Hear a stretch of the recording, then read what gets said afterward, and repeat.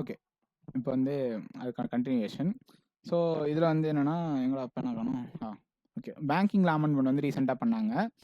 எப்போதுலேருந்து implement பண்ணுறாங்கன்னா 1 October 2025. இதில் வந்து சப்ஸ்டான்ஷியல் இன்ட்ரெஸ்ட் த்ரெஷோல்டு வந்து டிஃபைன் பண்ணியிருப்பாங்க. அதாவது 5 lakhs அட் 5 lakhsனு இருந்துச்சு. அதாவது ஒரு சர்டைன் கம்பெனி இருக்குன்னா கம்பெனியோ ஒரு இதுவோ வந்து அதனுடைய இங்கே வராத ஆச்சு விடுவோம் சவுண்ட் வச்சு வாய வச்சுருவோம் போ 5 lakhs வந்து லிமிட்டாக இருந்துச்சு. அதை வந்து 2 crores மாற்றிருக்காங்க. அதாவது ஒரு கம்பெனியோட இண்டிவிஜுவல் ஷேர்ஸ் வந்து அது ஈக்விட்டி ஷேர்ஸ் இருக்குல்ல அதனோட ஈக்விட்டி ஷேர்ஸ் வந்து 5 lakhs இருந்துச்சு. பட் 5 lakhs இப்போ இருக்கக்கூடாது. மினிமம் த்ரெஷோல்ட் லிமிட் மேக்ஸிமம் எவ்வளோ இருக்கலாம்னு சொல்லியிருக்காங்க 2 crores வரைக்கும் இருக்கலாம்னு சொல்லியிருக்காங்க. ஓகேவா? ஸோ சப்ஸ்டான்ஷியல் இன்ட்ரெஸ்ட் த்ரெஷோல்டு வந்து உங்களுக்கு 2 crores வரைக்கும் எக்ஸ்டெண்ட் பண்ணியிருக்காங்க. ஸோ 5 lakhs வந்து கிடையாது. அடுத்து டேரக்டர்ஸ் இருக்காங்களா கோஆபரேட்டிவ் பேங்க்ஸ்க்கு அவங்களுடைய டென்யூர்ஸ் வந்து 8 years தான் மேக்ஸிமம் இருக்கணும் அப்படின்ற மாதிரி சொல்லியிருந்தாங்க. யாருக்கு? டேரக்டருக்கும் ஓல்ட் டைம் டேரக்டர் இருப்பாங்களா அவங்க சேர்மேனும் ஓல்ட் டைம் டேரக்டர் இருப்பாங்களா அவங்க 2 பேர் தவிர்த்து மிச்சம் இருக்க டேரக்டர்ஸ் எல்லாருக்குமே டென்யூர் வந்து 8 வருஷம் தான் இருந்துச்சு. ஆனால் ரீசெண்டாக இப்போ என்ன பண்ணாங்கன்னா அந்த 8 வருஷம் வேணாம் அதை 10 வருஷமாக நாங்கள் எக்ஸ்டெண்ட் பண்ணிக்கிறோம் அப்படின்னு சொல்லிட்டு செஞ்சிருக்காங்க. ஸோ 8 வருஷம் கிடையாது. இதுக்கப்புறம் 10 வருஷம் வந்து என்ன பண்ணிக்கலாம் ஒரு டேரக்டரும் கோஆபரேட்டிவ் பேங்க்ஸில் அவங்களுடைய சர்வீஸில் மேக்ஸிமமாக இருந்திருக்கலாம். ஓகேவா? ஓகே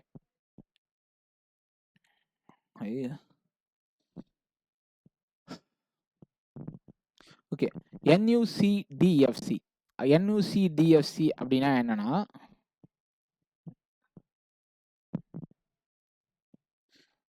NUCDFC அப்படின்னா ஃபுல் ஃபார்ம் தெரியல. National urban cooperative finance and development. அதாவது national urban cooperative finance and development corporation அப்படின்னு வச்சுப்போம். அது யார் கூட கொலாப் பண்ணியிருக்குன்னா Indian institute of ஆடிட்டா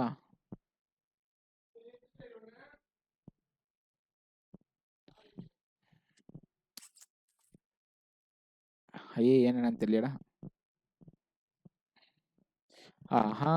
internal auditing system. So இது இந்தியானுடைய ஆடிட்டிங் சிஸ்டம் தான். அது கூட கொலாப் பண்ணி அர்பன் கோஆபரேட்டிவ் பேங்க்ஸ் இதெல்லாம் என்னன்னு சொன்னாங்க national urban cooperative development corporate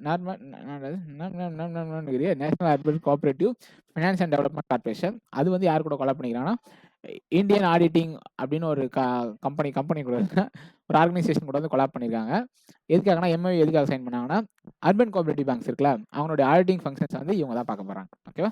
அடுத்து சரஸ்வத் பேங்க் வந்து எது கூட மெர்ஜ் பண்ணியிருக்காங்க அப்படின்னு பார்த்தீங்கன்னா NICBL என்ன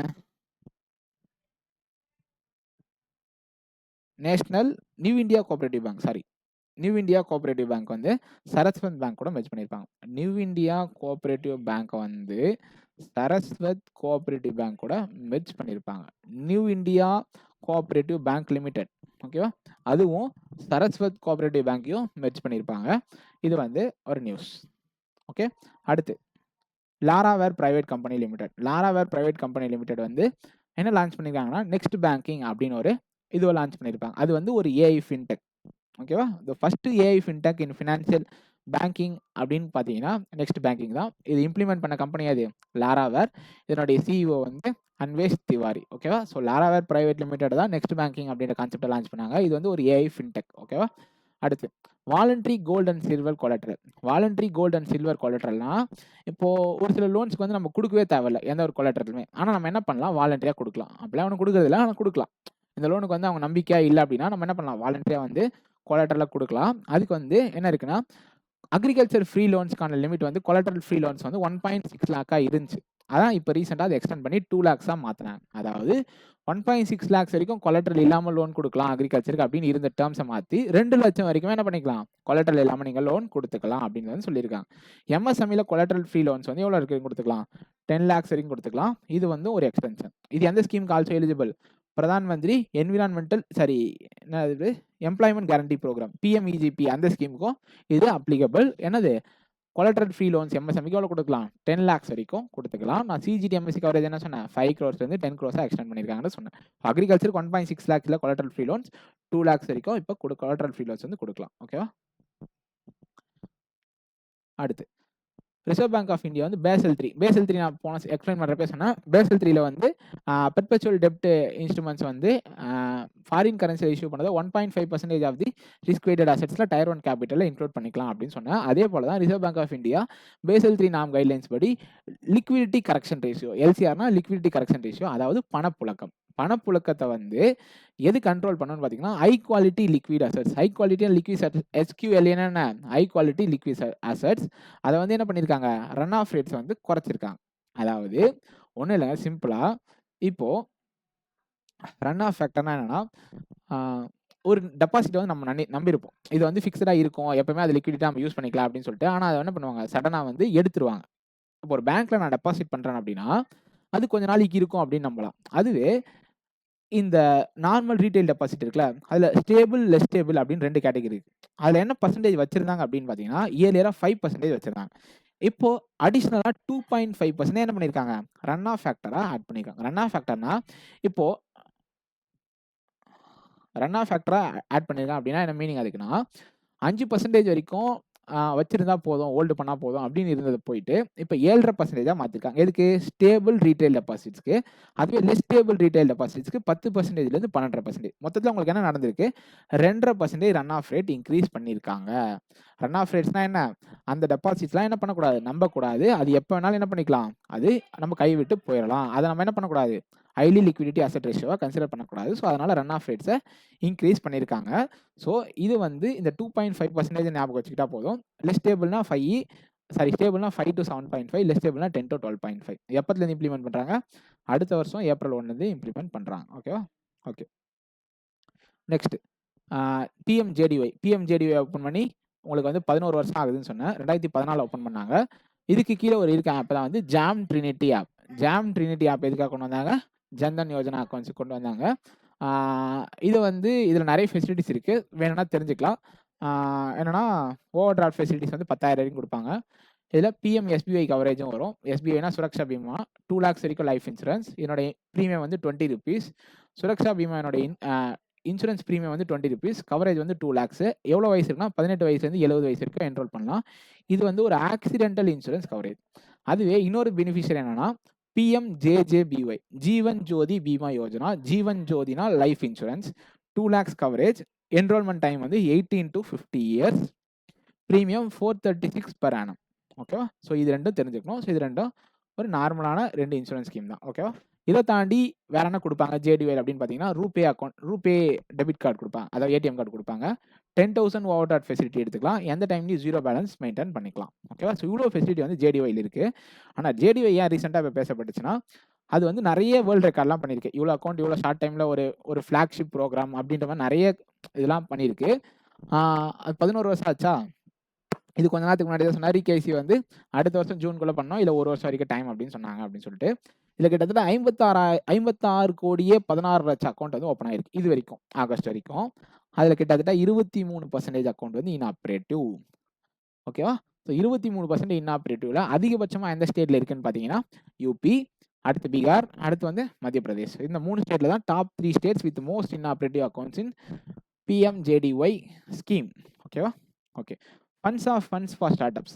ஃபண்ட்ஸ் ஆஃப் ஃபண்ட்ஸ் வந்து 2016 கொண்டு வந்தாங்க. இது ஸ்டார்ட் அப்ஸ்க்காக ஒரு ஃபண்டுக்கு ஃபண்டிங் பண்ணுறது. அப்படிதான் எனக்கு புரிஞ்சு, இப்படி தான் நான் காலேஜ் படிக்கிறப்பையும் சொன்னேன். So funds of funds for start அப்ஸ்னா ஃபண்டுக்கு ஃபண்டு.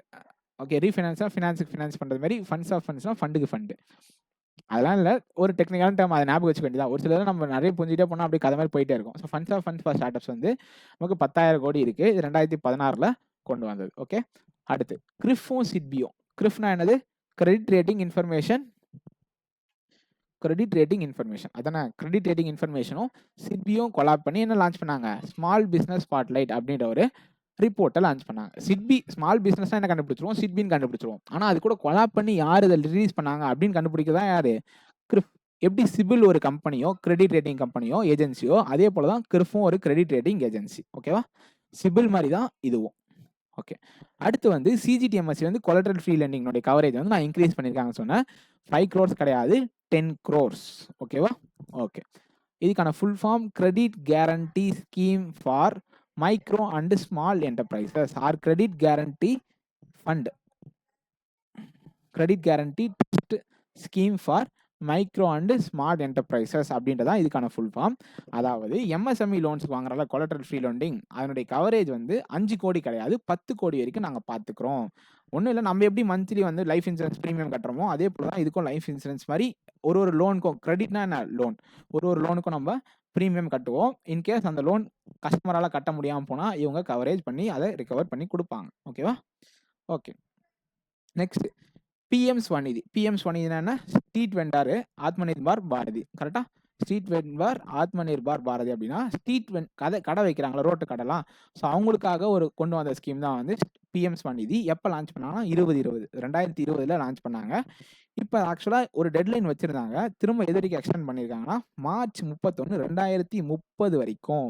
2020 கொண்டு வந்து 30 வரைக்கும் எக்ஸ்டெண்ட் பண்ணிட்டாங்க. 2020 கொண்டு வந்து 2030 வரைக்கும். ஸோ மொத்தமாக 10 வருஷம் அது இருக்க போகுது. அதனுடைய அவுட்லே வந்து 7332 கோடி. ஓகே. இதில் என்ன புதுசாக ஒரு சேஞ்சஸ் நடந்துச்சு எக்ஸ்டெண்ட் பண்ணதோட இல்லாமல் என்னென்ன சேஞ்சஸ் பண்ணாங்க அப்படின்னு பார்த்தீங்கன்னா, இதில் வந்து முதல் தவணையாக 10,000 ரூபா லோன் வாங்கலாம் அப்படின்னு இருந்துச்சு. 2வது தவணையாக 20,000 கொடுப்போம். 3வது தவணையாக நீங்கள் 50,000 எடுத்துக்கலாம் அப்படின்னு சொல்லிட்டு கொடுத்துருந்தாங்க. ஆனால் இப்போ என்ன மாற்றிருக்காங்க, ஃபர்ஸ்ட் டிரான்ஸ்லேயே நம்ம 15,000 எடுக்கலாம், செகண்ட் டிரான்ஸில் 25,000 எடுக்கலாம், 3வது டிரான்ஸில் எந்த ஒரு மாற்றமும் கிடையாது. சேம் 50,000 தான் உங்களுக்கு தருவாங்க. ஸோ ஃபஸ்ட் டைம் நான் கடை வைக்க போகிறேன், எனக்கு ஃபஸ்ட் டைம் லோன் கொடுங்க அப்படின்னா கண்டிப்பாக 15,000 கொடுப்பாங்க. இப்போ 10,000 இருந்துச்சு 15, 20,000 இருந்துச்சு 25, 3வது டிரான்ஸில் 50,000. ஸோ இதுக்கான ஃபுல் ஃபார்ம் ஆத்மநிர்பார் பாரதி. பாரதியில் நிதி. பாரதி எனக்கு புதுசாக வந்துச்சு பேர். யூபிஐ கிரெடிட் கார்டு வந்து இதுக்கு கொடுப்பாங்க. அது இல்லாமல் கேஷ்பேக் வந்து இப்போ ஒரு டிஜிட்டல் டிரான்சாக்ஷன் அவங்க பண்ணுறாங்களா, இப்போ யூபிஐ அந்த மிஷின் வச்சு. ஸோ அந்த என்ன அது பேர் கியூஆர், அது பேர் சொல்லுவாங்களே சவுண்ட் பாக்ஸ் வச்சு பண்ணுறது. அந்த மாதிரி டிஜிட்டலாக அவங்க எத்தனை டிரான்சாக்ஷன் அவங்களுக்கு நடந்தாலுமே ஒரு டிரான்சாக்ஷனும் ₹1 அந்த மாதிரி பர்சன்டேஜ் இருக்குது. பட் அந்த பர்சன்டேஜ் எனக்கு தெரியல. மேக்ஸிமமாக ஒரு மந்த்துக்கு எவ்வளோ பண்ணலாம், 1600 வரைக்கும் அவங்களுக்கு கேஷ்பேக் கிடைக்க சான்சஸ் இருக்குது. மந்த்துக்கா ஃபினான்ஷியல் இருக்கா தெரியல. பட் 1600 வரைக்கும் கேஷ்பேக் வரும். மந்த்துக்குலாம் வராது, 1600 இயர்லிக்கு தான் இருக்கும். ஓகே. அதுக்கப்புறம் இதனுடைய ரேட் ஆஃப் இன்ட்ரெஸ்ட் என்ன பார்த்தீங்கன்னா 7%. சப்சிடி ரேட் ஆஃப் இன்ட்ரெஸ்ட் தான் இது. ஓகேவா? ஸோ சப்சிடி ப்ராம்ப்டாக ரிமெம்பர் பண்ணாங்கன்னா என்ன இருக்குது, சப்சிடி இருக்குது. ஓகேவா? இதான் வந்து பிஎம் ஸ்வநிதி எக்ஸ்டென்ஷன். அடுத்து PM Pradhan Mantri employment guarantee programme. Employment guarantee programme என்னன்னா,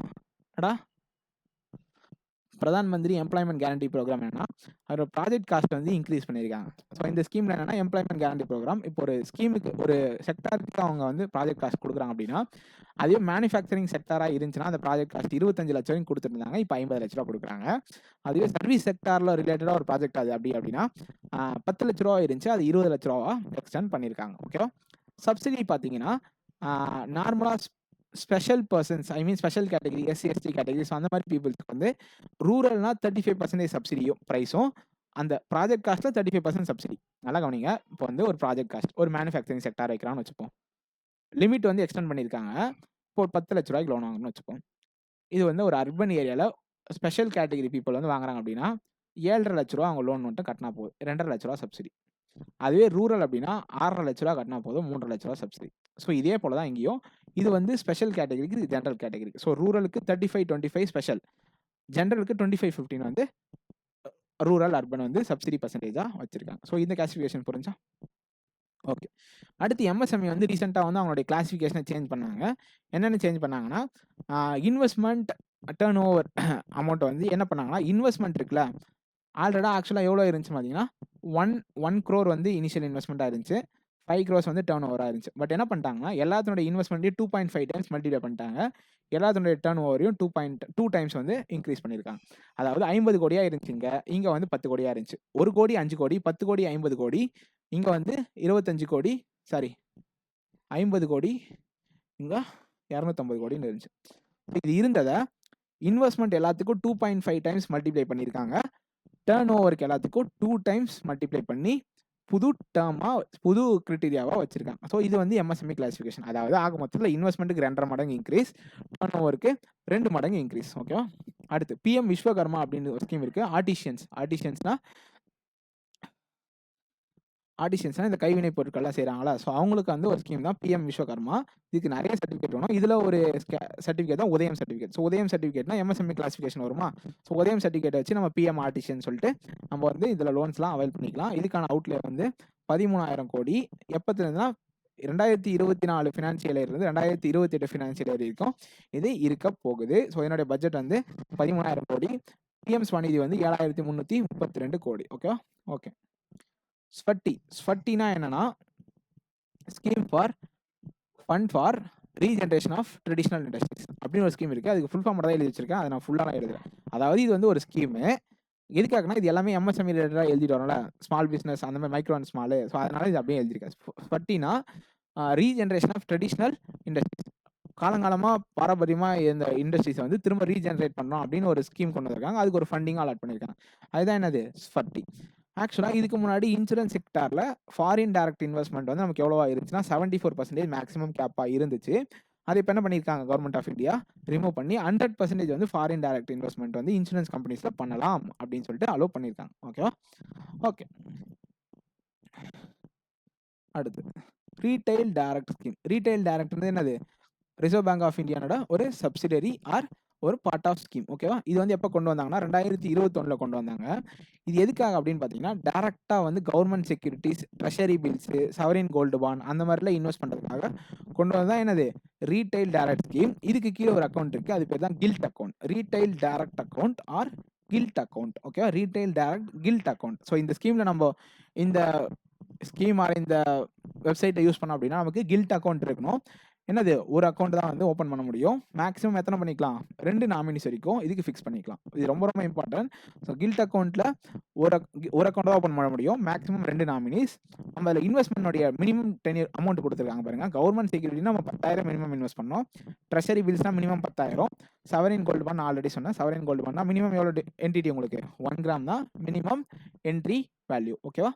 ஓகே, அடுத்து ரிசர்வ் பேங்க் ஆஃப் இந்தியாவுக்கு வந்து எல்ஆர்எஸ் அப்படின்னா லிபரலைஸ்ட் ரெமிட்டன்ஸ் ஸ்கீம். அதாவது வெளிநாடுலேருந்து நமக்கு வந்து எவ்வளோ அனுப்பலாம் அப்படின்னு வந்து ரெமிட்டன்ஸ் வந்து ஃபெசிலிட்டிஸ் இருக்குது. அதுக்கு ஒரு வருஷத்துக்கு ஃபினான்ஷியல் இயருக்கு எவ்வளோ லிமிட்னு பார்த்தீங்கன்னா $250,000. ஸோ $250,000 தான் இது எல்ஆர்எஸ் ஸ்கீம், லிபரலைஸ்ட் ரெமிட்டன்ஸ் ஸ்கீம் கீழே லிமிட்டு. இதனுடைய எப்போ இம்ப்ளிமெண்ட் பண்ணாங்கன்னா 2004 இம்ப்ளிமெண்ட் பண்ணாங்க. ஸோ எல்ஆர்எஸ் வந்து இப்போ ரீசெண்டாக நிறைய டவுன்ஃபால் ஆச்சுன்னு நினைக்கிறேன். அதனுடைய பர்சன்டேஜ் எனக்கு எக்ஸாக்டாக தெரியல, பட் நான் ரொம்ப ரேப்பிடாக குறைஞ்சி. அந்த பர்சன்டேஜ் மட்டும் படிச்சுங்க. அடுத்து ஆர்பிஐ கிட்ட கோல்டு எவ்வளோ இருக்குன்னு பார்த்தீங்கன்னா 879.58 மில்லியன் டன்ஸ் வந்து வச்சுருக்காங்க மொத்தமாக.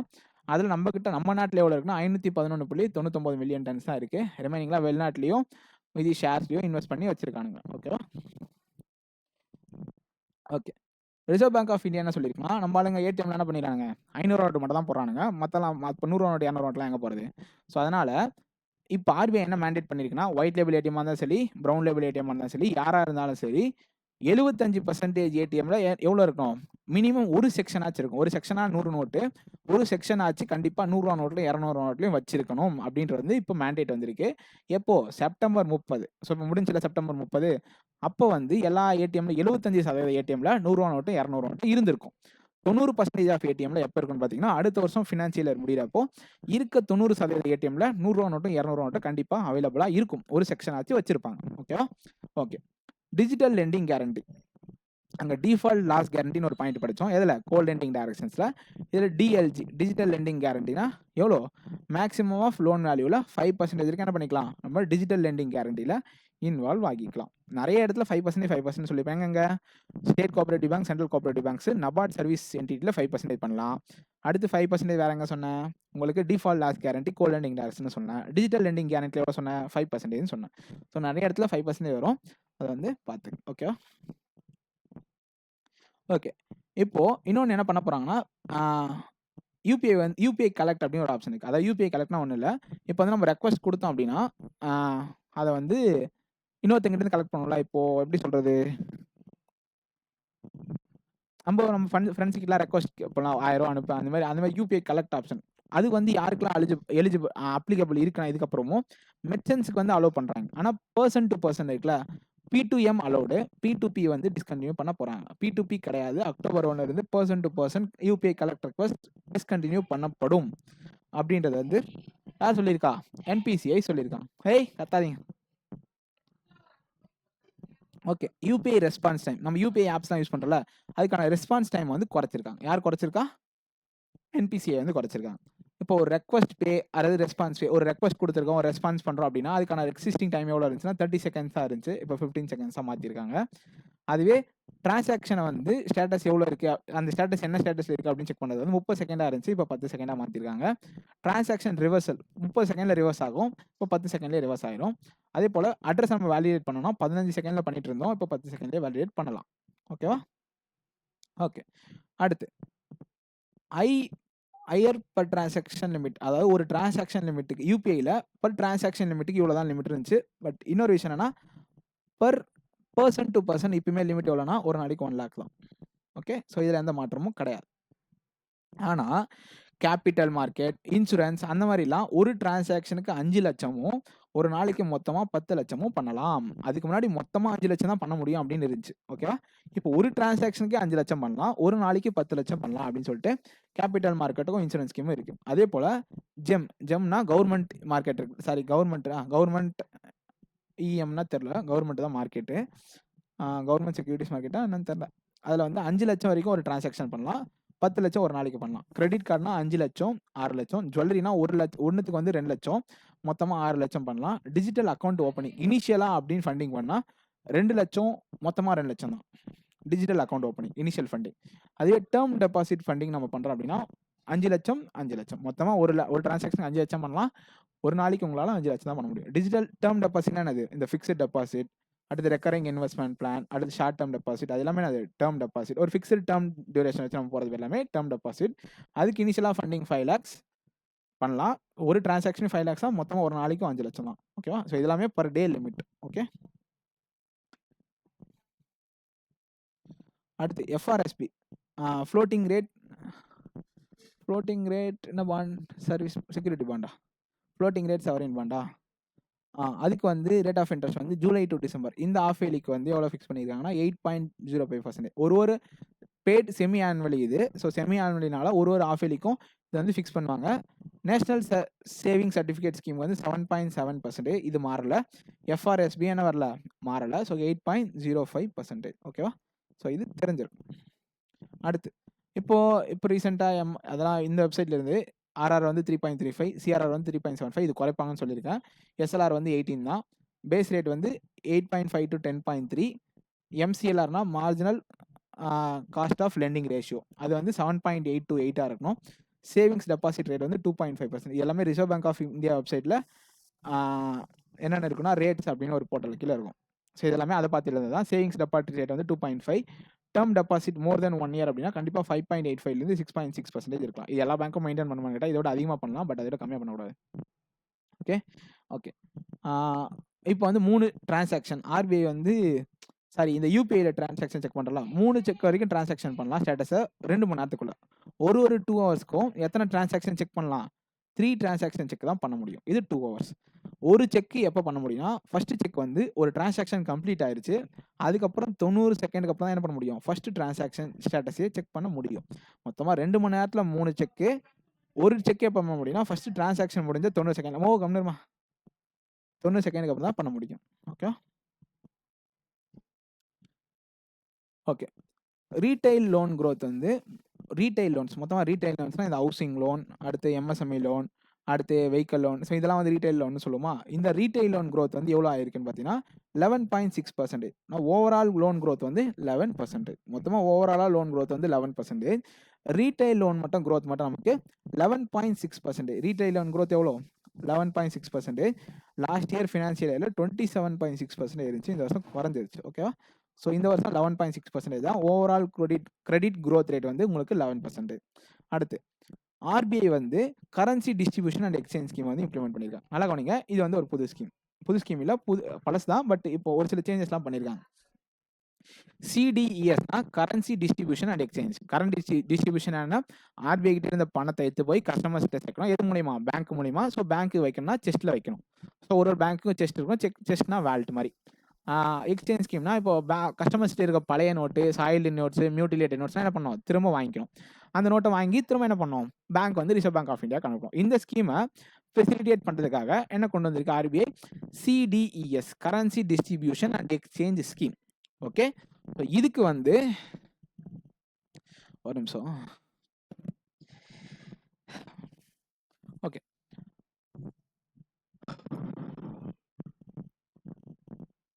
ஓகே. இந்த currency distribution and exchange scheme பண்ணால் என்ன இருக்கணும்? நமக்கு வந்து செஸ்ட் வேணும். செஸ்ட்னா அதாவது ஒரு வேலட் மாதிரி. ஸோ அதை வந்து அங்கே ஸ்டோரேஜ் பண்ணுவாங்க. பணத்தெல்லாம் அங்கே ஸ்டோர் பண்ணுவாங்க. அதுக்கு வந்து எல்லா பேங்க்ஸுக்கும் இருக்காது. ஒரு சில பேங்க்ஸ்க்கு இருக்கும், ஒரு சில பேங்க்ஸ்க்கு வந்து இருக்காது. எல்லா இடத்தையும் அதே மாதிரி செஸ்ட்டும் இருக்காது. கரன்சி செஸ்ட் வந்து இருக்காது. இதுக்கு வந்து நார்த் ஈஸ்டர்ன் ஸ்டேட்ஸா இருந்தா கேபிட்டல் காஸ்ட் எவ்வளவு கொடுப்பாங்கன்னு பாத்தீங்கன்னா 100% கேபிட்டல் காஸ்ட் கொடுக்குறாங்க. ஒரு நார்த் ஈஸ்டர்ன் ஸ்டேட்ல அல்லது ஒரு இலி ரீஜன்ல நம்ம ஒரு கரன்சி டிஸ்ட்ரிபியூஷன் அண்ட் எக்ஸ்சேஞ்ச் ஸ்கீமுக்காக ஒரு கரன்சி டெஸ்ட் கன்ஸ்ட்ரக்ட் பண்றோம் அப்படின்னா அதுக்கான கேபிட்டல் காஸ்ட் 100% யார் கொடுக்கும்? ரிசர்வ் பேங்க் ஆஃப் இந்தியா கொடுக்கும், அல்லது அதிகபட்சமா 50 லட்சம் கொடுக்கும். அதுவே ரன்னிங் காஸ்ட் பாத்தீங்கன்னா ஃபர்ஸ்ட் 5 இயர்ஸ்க்கு 50% ஆஃப் த ரன்னிங் காஸ்ட்டை யார் கொடுப்பா? ரிசர்வ் பேங்க் ஆஃப் இந்தியா வந்து கொடுக்கும். ஓகேவா? ஓகே, இங்க கொடுத்துருக்க ப்ரைஸ்லாம் என்னன்னா கவர்மெண்ட்டுக்கு பேங்க்குக்கு ரிசர்வ் பேங்க் ஆஃப் இந்தியா கொடுக்குற கமிஷன்ஸ். அதாவது ஒரு சாயில்டு நோட்டை கஸ்டமர் கிட்ட இருந்து வாங்கி கொடுத்தா ஒரு பேக்கெட்னா 50 ரூபா அல்லது அதுக்கு கீழே இருந்தா அதுக்கு கமிஷன் எவ்வளவு கொடுக்கும் பாத்தீங்கன்னா 2 ரூபா கொடுப்பாங்க ரிசர்வ் பேங்க் ஆஃப் இந்தியால இருந்து. அதாவது 50 ரூபா நோட்டு, 10 ரூபா நோட்டு, 20 ரூபா நோட்டு அந்த மாதிரிலாம் கொடுத்து ஒரு 100 நோட்டு தான் ஒரு பண்டல். கரெக்டா ஒரு பேக்கெட்னா 100 நோட்டு. அந்த ஒரு பேக்கெட் கொடுத்தா 2 ரூபா கமிஷன் பேங்க்குக்கு. அதுவே மியூட்டிலேட்டட் நோட்ஸ் வந்து ஒரு பீஸ் துண்டு துண்டா கண்டான பீஸை கரெக்டா ஒரு பீஸை கலெக்ட் பண்ணி கொடுத்தா அதுக்கு உங்களுக்கு 2 rupees பேங்க்ஸுக்கு கமிஷன். ஓகே, அதே போல காயின்ஸை டிஸ்ட்ரிபியூட் பண்றது, அந்த கரன்சி செஸ்ட்ல இருந்து பேங்க்ஸ், ரூரல் பேங்க் இருக்கும், அர்பன் பேங்க் இருக்கும், அந்த மாதிரி வந்து டிஸ்ட்ரிபியூட் பண்றதுக்கு வந்து ஒரு பேக் ஆஃப் காயின்ஸ்க்கு நமக்கு 65 ரூபாய் கொடுப்பாங்க. ஓகே, ஒரு பேக் ஆஃப் காயினை டிஸ்ட்ரிபியூட் பண்ணா கரன்சி செஸ்ட்டுக்கு எவ்வளவு சார்ஜ்? 65 ரூபாய் சார்ஜஸ். அதுவே அது ரூரல் ஏரியாவுக்கு போகுது அப்படின்னா எக்ஸ்ட்ரா 10 ரூபா ஒரு பேக்குக்கும் சார்ஜ் பண்ணுவாங்க. ஓகே ஓகே, அடுத்து கேஷ் டெபாசிட். செஸ்ட் நான் சொன்னல, செஸ்ட்னா வந்து நம்ம சேஃப்டி வால்ட் மாதிரி யூஸ் பண்ணிக்கலாம். இப்போ நம்ம பேங்க்ல பிரான்ச்ல வந்து கணத்தை ஒரு லிமிட்டுக்கு மேலே வைக்க முடியாதுல்ல, எல்லாத்துக்குமே வந்து கேஷ் லிமிட்னு ஒன்று இருக்கும் பேங்க்ல. அந்த லிமிட்டுக்கு மேலே வைக்கக்கூடாது, வச்சுப்பாங்க பட் வைக்கக்கூடாது. அது அதிகமாக ரொம்ப அதிகமாக இருக்கும். இப்போ க்ரோஸ் கணக்கு இருக்குன்னா நம்ம என்ன பண்ணணும்? செஸ்ட் பிரான்ச்சில் வந்து செஸ்ட்டில் வந்து டெபாசிட் பண்ணணும். அதுவே அந்த பேங்க்குக்கு செஸ்ட் இல்லை அப்படின்னா என்ன பண்ணணும்? போய் இருக்க செஸ்ட்டில் டெபாசிட் பண்ணலாம், ஆனால் அதுக்கு வந்து சார்ஜஸ் பண்ணுவாங்க. அந்த பேங்க் எவ்வளோ பே பண்ணணும்? லார்ஜ் மாடர்ன் டெக்னாலஜி, லார்ஜா இப்போ ரீசெண்டாக ஒரு அட்வான்ஸ் டெக்னாலஜிஸோ ஒரு செஸ்ட் கரன்சி செஸ்ட் கட்டியிருக்காங்க அப்படின்னா நம்ம ஒரு 100 பீஸ், அதாவது ஒரு பேக்கெட், அதாவது ஒரு செக்ஷன், அதாவது ஒரு பணக்கட்டு, அந்த ஒரு பணக்கட்டை வைக்கிறதுக்கு நம்ம 11 ரூபா கட்டணும். ஒரு செக்ஷன் வைக்கிறதுக்கும் 11 ரூபா நம்மளுக்கு சார்ஜ் பண்ணுவாங்க. ஓகே, அது 500 ரூபா நோட்டாலும் சரி, 50 ரூபா நோட்டாக இருந்தாலும் சரி, 11 ரூபா நமக்கு சார்ஜஸ். அதுவே அதர்னா ரொம்ப லார்ஜா மாடர்னா இல்லாம நார்மலா இருக்குல்ல கரன்சி செஸ்ட், அது எல்லாத்துக்குமே ஒரு பீஸ்க்கும் ஒரு 100 பீஸ்க்கும் நமக்கு 8 ரூபா சார்ஜ் பண்ணுவாங்க. ஓகே ஓகே, 2000 காயின், 10 ரூபா காயினோ 20 ரூபா காயினோ ஒரு பேக் நம்ம எதை சொல்லுவோம்னு பார்த்தீங்கன்னா 2000 காயின்ஸ் இருக்கும். ஓகே, இது வந்து செமி அர்பன் அர்பனுக்கு போறப்ப 75 ரூபாவும், நார்மலா 65 ரூபா. எங்க சொன்னேன்? மெட்ரோ சிட்டி அந்த மாதிரி இடத்துக்கு போறதுக்கு வந்து செமி அர்பன் ரூரல் எழுதிக்கணும். இங்க புரிஞ்சா? இங்க 65 ரூபா வந்து உங்களுக்கு என்ன சொன்னேன்? நார்மலா ஒரு பேக் டிஸ்ட்ரிபியூட் பண்ண. அதே ரூரலுக்கு போறப்ப உங்களுக்கு 10 ரூபா எக்ஸ்ட்ரா அப்படின்னா அப்போ ரூரல் செமி அர்பன் தானே, அப்ப அர்பனுக்கு போறப்ப உங்களுக்கு எவ்வளோ? 65 ரூபா தான். கதை வரானா?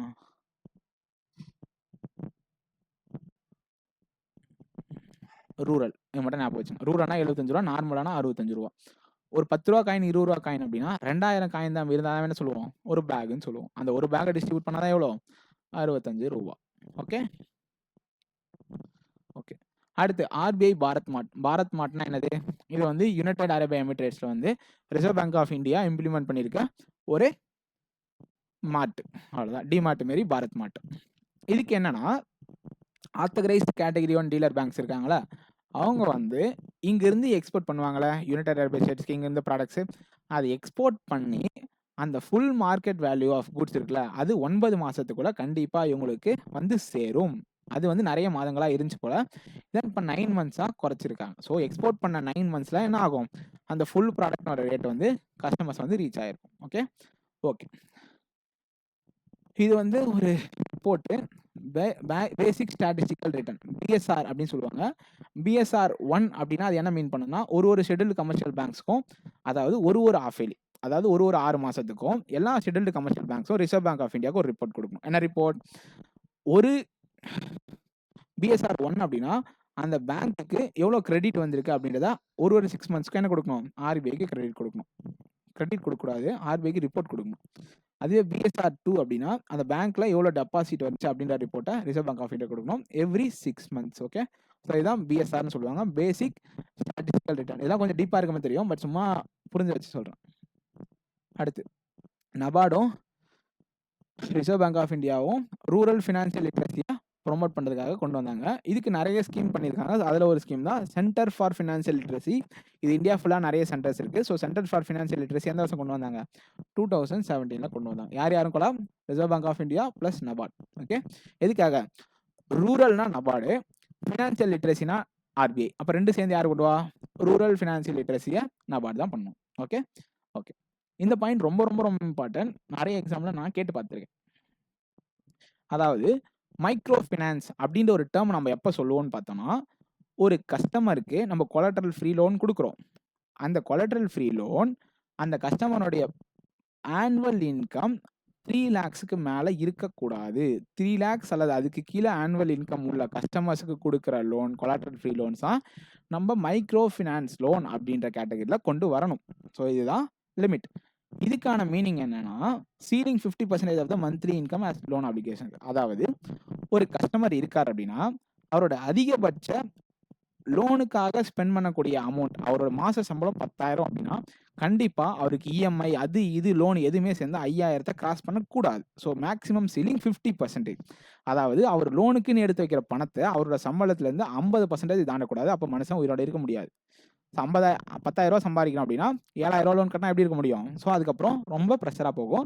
அதனால் அவங்களோட லோன் அப்ளிகேஷன்ஸை 50% மேலே வச்சிக்க கூடாது அப்படின்னு சொல்லிட்டு ஒரு சீலிங் இருக்குது. ஸோ மந்த்லி இன்கமில் 50% தானே இருக்கணும் லோன் அப்ளிகேஷன்ஸ்க்காக ஸ்பெண்ட் பண்ணுற மாதிரி. எல்லாரும் என்ன பண்ணணும்? ஒரு பேங்க்கும் லோன் கொடுக்கணும். ஓகேவா? ஓகே, சாதன் அண்டு எம்ஃபின் அப்படின்னா micro finance institution.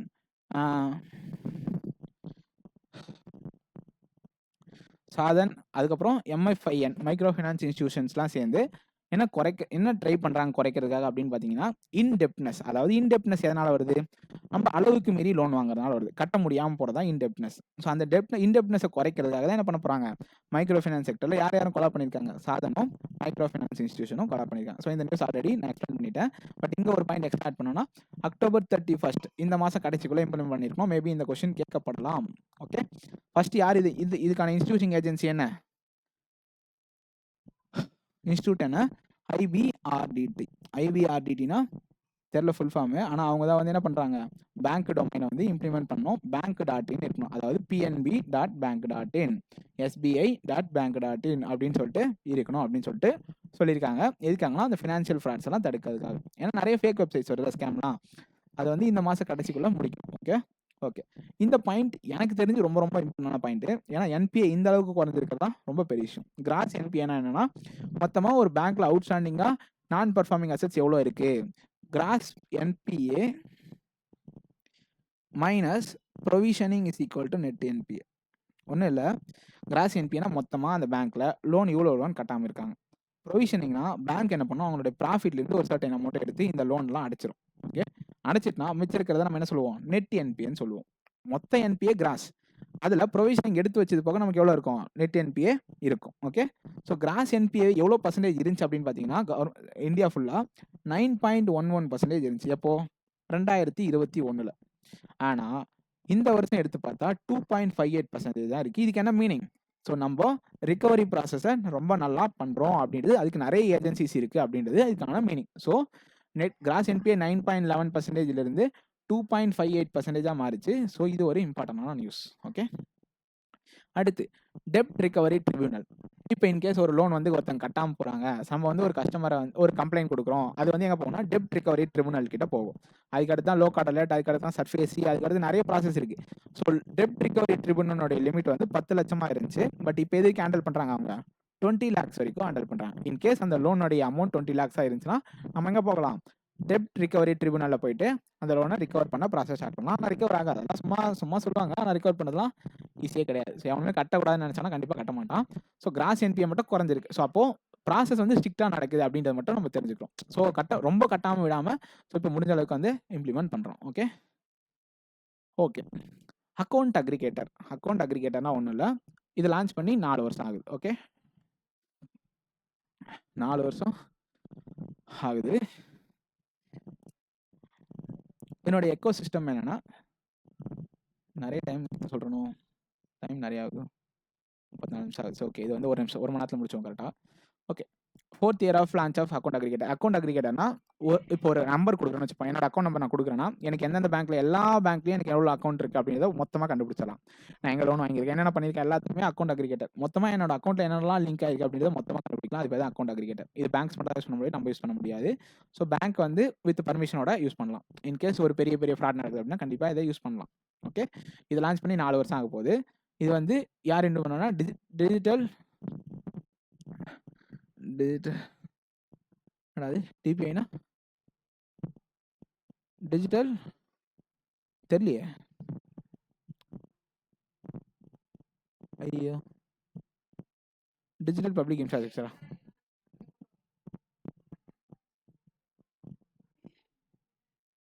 Digital payments இண்டெக்ஸா. ஓகே, வந்து போச்சு. இந்தியானோட டிஜிட்டல் பேமெண்ட்ஸ் இண்டெக்ஸ் வந்து எக்கோசிஸ்டம் வந்து இது இம்ப்ரூவ்மெண்ட் பண்ணியிருக்கான். என்னென்னலாம் இருக்குன்னு பார்த்தீங்கன்னா, financial intelligence unit, financial intelligence platform. இது வந்து வெறும் இதை மட்டும் பண்ணுறது ஒரு 56 இருக்குது. ஃபினான்ஷியல் இன்டெலிஜென்ஸ் யூனிட் மட்டும் பண்ணுறது தனியாக 410 இருக்குது. ரெண்டுத்தையும் சேர்த்து பண்ணுறது ஒரு 112 இருக்குது. ஸோ இந்த நம்பர்ஸ் மட்டும் ஜஸ்ட் ஞாபகம் வச்சுங்க. ரெண்டுத்தையும் சேர்த்து எத்தனை இருக்குது? 112. தனியாக ஒரு 56. இதில் டபுள் 410 வந்து ஃபினான்ஷியல் இன்டெலிஜென்ஸ் யூனிட் மட்டும் தனியாக இருக்குது. Okay okay. அடுத்து டிஜிட்டல் பப்ளிக் டிபிஐனா டிஜிட்டல் பேமெண்ட்ஸ் இண்டெக்ஸ். டிபிஐனா டிஜிட்டல் பேமெண்ட் இண்டெக்ஸ். இது வந்து 2025 கொண்டு வந்தாங்க. இப்போதைக்கு இதில் என்ன தெரிஞ்சால் போதுன்னு பார்த்தீங்கன்னா, மார்ச் 2025 எவ்வளோ இருந்துச்சு? 493.22 பாயிண்ட்ஸ் இருந்துச்சு. ஓகே, ஸோ இது மட்டும் கண்டிப்பாக தெரிஞ்சுக்கங்க. 2021 இது கொண்டு வந்தாங்க. ஓகே, ஸோ இதெல்லாம் தெரியணும் அவசியம் இல்லை, பட் இது தெரிஞ்சிருக்கும். Okay okay. பேமெண்ட் எனேபிள்ஸ் இது வந்து எந்தெந்த பர்சன்டேஜ் 100% ஆஃப் பாயிண்ட்ஸ் எதை வச்சு பிரிப்பாங்க அப்படின்னு பார்த்தீங்கன்னா, பேமெண்ட் எனேபிள்ஸ் வந்து 25% தான். இன்ஃப்ராஸ்ட்ரக்சர் சப்ளை சைடு வந்து 15, டிமாண்ட் சைடு வந்து 10, கன்சியூமர் சென்ட்ரிசிட்டி வந்து 5%, பேமெண்ட்ஸ் பர்ஃபார்ம் வந்து 45%. இப்போ எல்லாத்தையும் உங்களுக்கு ஆட் பண்ணிங்கன்னா என்ன கிடைக்கும்? 100% கிடைக்கும். ஸோ என்னோட ஸ்பிளிட் அப் வந்து நீங்கள் ஞாபகம் வச்சுக்கணும். ஸோ கன்சியூமர் சென்ட்ரிசிட்டி வந்து 5% தான். ஓகேவா? Okay. 1 crore investors. National stock exchange இருக்குல்ல, ஸ்டாக் மார்க்கெட்டில் இன்வெஸ்ட் பண்ணுற ட்ரேடிங் பண்ணுறவங்க 1 கோடி இன்வெஸ்டர்ஸ் எப்போ இது ரீசெண்டாக ஒரு ஸ்டேட்டில் அச்சீவ் பண்ணியிருக்காங்க. அது வந்து 3வது ஸ்டேட், அது வந்து குஜராத்.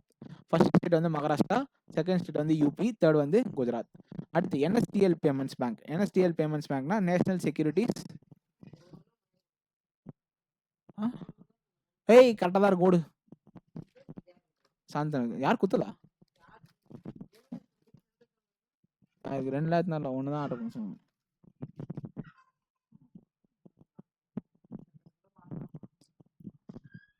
அதான் பார்ப்பேன். ஆமாம். Okay, national securities depositors limited அப்படின்னு சொல்கிறது வந்து அது யாரு? ஆர்ஆர்பி எக்ஸாமா? ஓ, மேக்ஸ் நல்லா போட்டால் தான் போதும். ஆமாம். ஓகே, என்எஸ்டிஎல் பேமெண்ட்ஸ் பேங்க் வந்து செகண்ட் ஷெட்யூல் கீழே வரும். செகண்ட் ஷெட்யூல் கீழே கொண்டு வந்துருக்காங்க. ஓகேவா? ஸோ என்எஸ்டிஎல் பேமெண்ட்ஸ் பேங்க் வந்து செகண்ட் ஷெட்யூல் கீழே வரும். அடுத்து ப்ரீ பேமெண்ட் சார்ஜஸ். இப்போ நம்ம ஒரு லோன் வாங்குறோன்னா அதுக்கு முன்னாடி என்ன இருந்துச்சுன்னா, ஒரு லோனை முன்னாடியே கட்டி முடிக்கக்கூடாது. ஏன்னா வாங்கின டென்யூருக்கு வந்து பொறுமையாக கட்டி முடிக்கிறனால தான் பேங்க்குக்கு ப்ராஃபிட். அது அப்போ தான் இன்ட்ரெஸ்ட் வரும். முன்னாடி கட்டி முடிச்சுட்டா அந்த லோன் அமௌண்ட் நம்ம வேறு யாருக்குன்னா கொடுத்துருக்கலாம்ல. ஸோ அதனால் என்ன பண்ணுவாங்கன்னா அதுக்கு வந்து சார்ஜஸ் பண்ணுவாங்க. இப்போ என்ன ரூல்ஸ் வந்திருக்குன்னா, January 1, 2026 அடுத்த வருஷம் ஜனவரி நியூ இயர்லேருந்து என்ன பண்ணக்கூடாது, 50 லட்ச ரூபாய்க்கு லோனுக்கு கீழே இருந்துச்சு அப்படின்னா RRBO, urban cooperative banks, state cooperative banks, NBFC, small finance banks யாரும் என்ன பண்ணக்கூடாது, 50 லட்ச ரூபாய்க்கு கீழே லோனுக்கு எந்த ஒரு சார்ஜஸும் பண்ணக்கூடாது. அதுக்கப்புறம் கமர்ஷியல் பேங்க்ஸ் எத்தனை லட்சம் எத்தனை கோடி லோன் இருந்தாலும் எந்த ஒரு ப்ரீ பேமெண்ட் சார்ஜஸும் வைக்கக்கூடாது அப்படின்னு சொல்லியிருக்காங்க. ஓகே, இது வந்து ப்ரீ பேமெண்ட் சார்ஜஸ். ஸோ ஆர்ஆர்பிஸ்னா 50 லட்ச ரூபா வரைக்கும் எந்த சார்ஜஸும் கிடையாது. அதுக்கு மேலே போனால் சார்ஜஸ் போட்டுக்கலாம். ஆனால் பப்ளிக் செக்டார் பேங்க்னா, கமர்ஷியல் பேங்க்ஸ்னா என்ன பண்ணக்கூடாது, எதுக்குமே சார்ஜஸ் பண்ணக்கூடாது. ஓகே, இ-குபேர்ன்றது ஒரு போர்ட்டல். அந்த போர்ட்டல் மூலிமா என்ன பண்ணுவாங்கன்னு பார்த்தீங்கன்னா, பேமெண்ட்ஸை பண்ணுவாங்க. எல்லா சென்ட்ரல் கவர்மெண்ட் பிளாட்ஃபார்மும் சென்ட்ரல் கவர்மெண்ட்டும் அது மூலிமா தான் ரிசர்வ் பேங்க் ஆஃப் இந்தியாவுக்கு பேமெண்ட் பண்ணணும். ஓகே, ரிசர்வ் பேங்க் ஆஃப் இந்தியாக்கோ இல்லை பேமெண்ட்ஸோ இல்லை டைரக்ட் பெனிஃபிட் ட்ரான்ஸ்ஃபரோ இ-குபேர் மூலிமா தான் பண்ணணும். அதுக்கு முன்னாடி என்ன லிமிட் இருந்துச்சுன்னா, இ-குபேரில் பண்ணாமல் இருக்கிறதுக்கு நம்ம 500 கோடி கீழே பண்ணுறோம் அப்படின்னா இ-குபேர் மூலிமா பண்ண தேவையில்லை. ஆனால் இப்போ என்ன ரிசர்வ் பேங்க் ஆஃப் இந்தியா சொல்லியிருக்குன்னா, இப்போ ஒரு சென்ட்ரல் கவர்மெண்ட் பிளாட்ஃபார்ம் வந்து ஒரு பேமெண்ட்டை பண்ணுது அப்படின்னா அதனுடைய payment value greater than 75 crores அப்படின்னா கண்டிப்பாக it will be rooted through இ-குபேர் அப்படின்னு சொல்லியாச்சு. 500 கோடிலாம் கிடையாது தம்பி, 75 கோடி மேலே அனுப்பிச்சாலே நீ என் மூலியமாக தான் அனுப்பணும் அப்படின்னு சொல்லிட்டாங்க. கூடிய விரைவில் 50 கோடியாக மாற்றப்படும் அப்படின்னு சொல்லியிருக்காங்க. பட் இப்போதைக்கு 75 கோடி, அதை மட்டும் ஞாபகம் வச்சுக்கோங்க. Okay okay regulatory review mechanism நான் ஆல்ரெடி சொன்னேன். October 1 இம்ப்ளிமெண்ட் பண்ணுறாங்க. ரெகுலேஷன்ஸ் இஷ்யூட் பை பேங்க் எல்லாத்தையும் சப்ஜெக்ட் பண்ணுவாங்க review every 5 to 7 years. Okay இதுக்கு MD CEO யார்? Rana Ashutosh Singh, MD CEO of chairman. இது ஆல்ரெடி சொல்லியாச்சு. இது கண்டிப்பாக ஞாபகம் வச்சு. ரெகுலேட்டரி ரிவ்யூ ரெக்கமெண்டேஷனுடைய சேர்மன் யார்? ராணா அசுதோஷ் சிங். அவர் யார்? MD of state bank of India. Okay okay okay இது என்னன்னா April 1, 2000. ஓகே இப்போ நம்ம கோல்டு வைக்கிறோம், நகை வைக்கிறோம் பேங்க்கில். அடுத்த வருஷம் ஏப்ரல் என்ன பண்ணக்கூடாதுன்னா, ஒரு கஸ்டமர் லோன் வச்சு அதை க்ளோஸ் பண்ணிட்டார், நகையை வச்சு க்ளோஸ் பண்ணிட்டார் லோனு. 7 நாளுக்குள்ள கண்டிப்பாக நகையை திரும்ப கொடுக்கணும். லோன் க்ளோஸ் பண்ண 7வது நாட்களுக்குள்ள கொடுக்கலனா அதுக்கப்புறம் ஒரு நாள் டிலேக்கும் 5000 சார்ஜஸ் பெனால்ட்டி போடுவாங்க. பேங்க்குக்கு பெனால்ட்டி என்ன பண்ணணும்? கஸ்டமருக்கு கொடுக்கணும். இந்த பாயிண்ட் எங்கே படித்தோம்? டிசீஸ்டு கஸ்டமர்ஸ்க்கு வந்து லாக்கர் ஃபெசிலிட்டி ஒரு நாள் டிலே ஆச்சுனாலும் அந்த 15 நாளுக்குள்ள செட்டில்மெண்ட் பண்ணணும். அந்த 15 நாள் ஒரு நாள் லேட் ஆச்சுன்னா என்ன பண்ணணும்? 5000 ரூபாய் லாக்கர் ஃபெசிலிட்டிஸ்க்கு கொடுக்கும். யாரு? பேங்க் கொடுக்கும். Okay loan against shares initial public offering வந்து இப்போ இனிஷியல் பப்ளிக் ஆஃபரிங்னா என்ன? ஃபர்ஸ்ட் ஒரு கம்பெனி வந்து ஷேரை வந்து ஷேர் மார்க்கெட்டில் இஷ்யூ பண்ணல, அதுதான் இனிஷியல் பப்ளிக் ஆஃபரிங். அதுக்கு அகைன்ஸ்டாக லோன் வாங்குறது வந்து அதுக்கு முன்னாடி 20 லட்ச ரூபா இருந்துச்சு. Okay sorry loan against shares வந்து 20 லட்ச ரூபா இருந்துச்சு. நம்ம கிட்ட ஒரு ஷேர் இருக்குன்னா அதை வச்சு லோன் வாங்குறது 20 லட்சமா இருந்துச்சு. இப்போ அதை 1 கோடியாக மாற்றிருக்காங்க. அதுவே இனிஷியல் பப்ளிக் ஆஃபரிங் அதை வச்சு நம்ம ஒரு லோன் வாங்குறோம்னா அதுக்கு முன்னாடி 10 லட்சமா இருந்துச்சு, இப்போ 25 லட்சமா அதை வச்சு கொலட்டரா நம்ம லோன் வாங்கிக்கலாம். நல்லா தெளிவாக எழுதியிருக்கேன். ஸோ நான் மாற்றி சொல்லிட்டேன். ஷேர்ஸ் ஜென்ரலாக அப்படின்னா 20 லட்சத்துலேருந்து என்ன பண்ணிக்கலாம்? 1 கோடியாக வாங்கிக்கலாம் அப்படின்னு இன்க்ரீஸ் பண்ணாங்க. அதுவே இனிஷியல் பப்ளிக் ஆஃபரிங் IPO ஷேர்ஸாக இருக்குன்னா 10 லட்சமா லோன் வாங்கக்கூடியதா இருந்துச்சு, இப்போ 25 லட்சமா அதை அகைன்ஸ்டா லோன்ஸ் வாங்கிக்கலாம். ஓகே ஓகே இந்த பாயிண்ட் வந்து ரொம்ப இம்பார்ட்டன்ட். இப்போ நான் சொல்ல போகிறது கண்டிப்பாக இது வந்து ஒரு இம்பார்ட்டன்டான news. Okay okay alternative investment ஃபண்ட்ஸ்னா நார்மலாக பேங்கிங்கில் இன்வெஸ்ட் பண்ணாமல் மற்ற விஷயத்தில் இன்வெஸ்ட் பண்ணது பற்றியா, அது பேர் தான் ஆல்டர்னேட்டிவ் இன்வெஸ்ட்மெண்ட் ஃபண்ட்ஸ். இதுக்கு வந்து ஒரு டைரக்ஷன்ஸ் விட்டுருக்காங்க. என்ன ஏதோ காரமாக நெடி வருது. ஆல்டர்னேட்டிவ் இன்வெஸ்ட்மெண்ட் ஃபண்ட்ஸ் டைரக்ஷன் இது வந்து January 1, 2026, அதாவது இந்த பொங்கல்லேருந்து இல்லை, January 1 நியூ இயர்லேருந்து இம்ப்ளிமெண்ட் பண்ண போகிறாங்க. அதாவது ஒரு ரெகுலேட்டட் என்டிட்டி ஒரு ஆல்டர்னேட்டிவ் இன்வெஸ்ட்மெண்ட் ஃபண்ட் ஸ்கீமில் அதிகபட்சமாக 10% இன்வெஸ்ட் பண்ணலாம். அதுவே மொத்தமாக ஒரு பேங்க்கினுடைய கார்பஸ் மேக்ஸிமமில் 20% நிறைய ஆல்டர்னேட்டிவ் இன்வெஸ்ட்மெண்ட்டில் இன்வெஸ்ட் பண்ணுவோம்ல, அப்படி இன்வெஸ்ட் பண்ணுறப்போ மொத்தமாக 20% ஆஃப் கார்பஸ் அமௌண்ட்டை தாண்டக்கூடாது. ஒரு இண்டிவிஜுவல் அப்படின்னா இண்டிவிஜுவல் ஆல்டர்னேட்டிவ் இன்வெஸ்ட்மெண்ட் ஃபண்ட் ஸ்கீம்னா 10%, கலெக்டிவான நிறைய ஆல்டர்னேட்டிவ் இன்வெஸ்ட்மெண்ட் ஃபண்டில் சேர்த்து 20% தாண்டக்கூடாது அப்படின்றது rules. Okay Trinidad and tobacco வந்து 8வது கண்ட்ரியா UPIயை அடாப்ட் பண்ணியிருக்கு. இதுதான் ஃபர்ஸ்ட் கரேபியன் கண்ட்ரி. அதுக்கு முன்னாடி எங்கே இருக்குது? France, united Arab Emirates, Bhutan, Nepal, Mauritius, Sri Lanka, Singapore. பக்கத்தில் இருக்க எல்லாத்துலேயுமே இருக்குது. Bhutan, Nepal, Mauritius, Singapore, Sri Lanka, France, united Arab Emirates. Soon ரீசெண்டாக இது வந்திருக்கு, பட் கன்ஃபார்ம் ஆகலை. ஸோ ஃபஸ்ட்டு ஆஃப்ரிக்கன் கண்ட்ரி எதுவாக இருக்குன்னு பார்த்தா நமீபியாவாக இருக்கும் அப்படின்றது ஒரு கருத்தில் போயிட்டுருக்கு. ஓகே அடுத்து ஃபிம்டா. இந்த கொஸ்டின் வந்து SBPOMSல கேட்டிருந்தாங்க. ஃபிம்டா வந்து fixed income money market and derivative association of India. ஒரு SROவா நம்ம வந்து ரிசர்வ் பேங்க் ஆஃப் இந்தியா கிட்ட அப்ளிகேஷன் அப்ரூவல் வாங்கணும் அப்படின்னா நம்மளோட மினிமம் நெட்வொர்த் எவ்வளோ இருக்கணும்? 10 கோடியாக இருக்கணும். பேமெண்ட் அக்ரிகேட்டர் கிராஸ் பண்ணனா 15 லட்சமாக இருக்கணும். அதுக்கப்புறம் 15 கோடியாக இருக்கணும். 3 வருஷம் கழிச்சு 25 கோடியாக இருக்கணும் அப்படின்ற பாயிண்ட் நான் சொல்லியாச்சு. ஸோ ஃபிம்டா வந்து ரீசெண்டாக வந்து SRO அப்ரூவல் வாங்கினாங்க. இப்போ ரீசெண்டாக இன்னொரு நியூஸ் வந்துச்சு, அதை நான் வந்து அப்டேட் பண்ணல. ஒரே நிமிஷம், அது மட்டும் நான் அப்படியே எழுதிடுறேன். ரீசெண்டாக ஒரு SRO வந்து அப்ரூவல் பண்ணாங்க.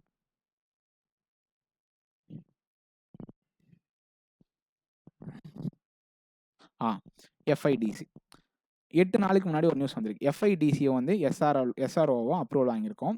இது வந்து ஃபிம்டா வந்து fixed income money market and derivative association of India.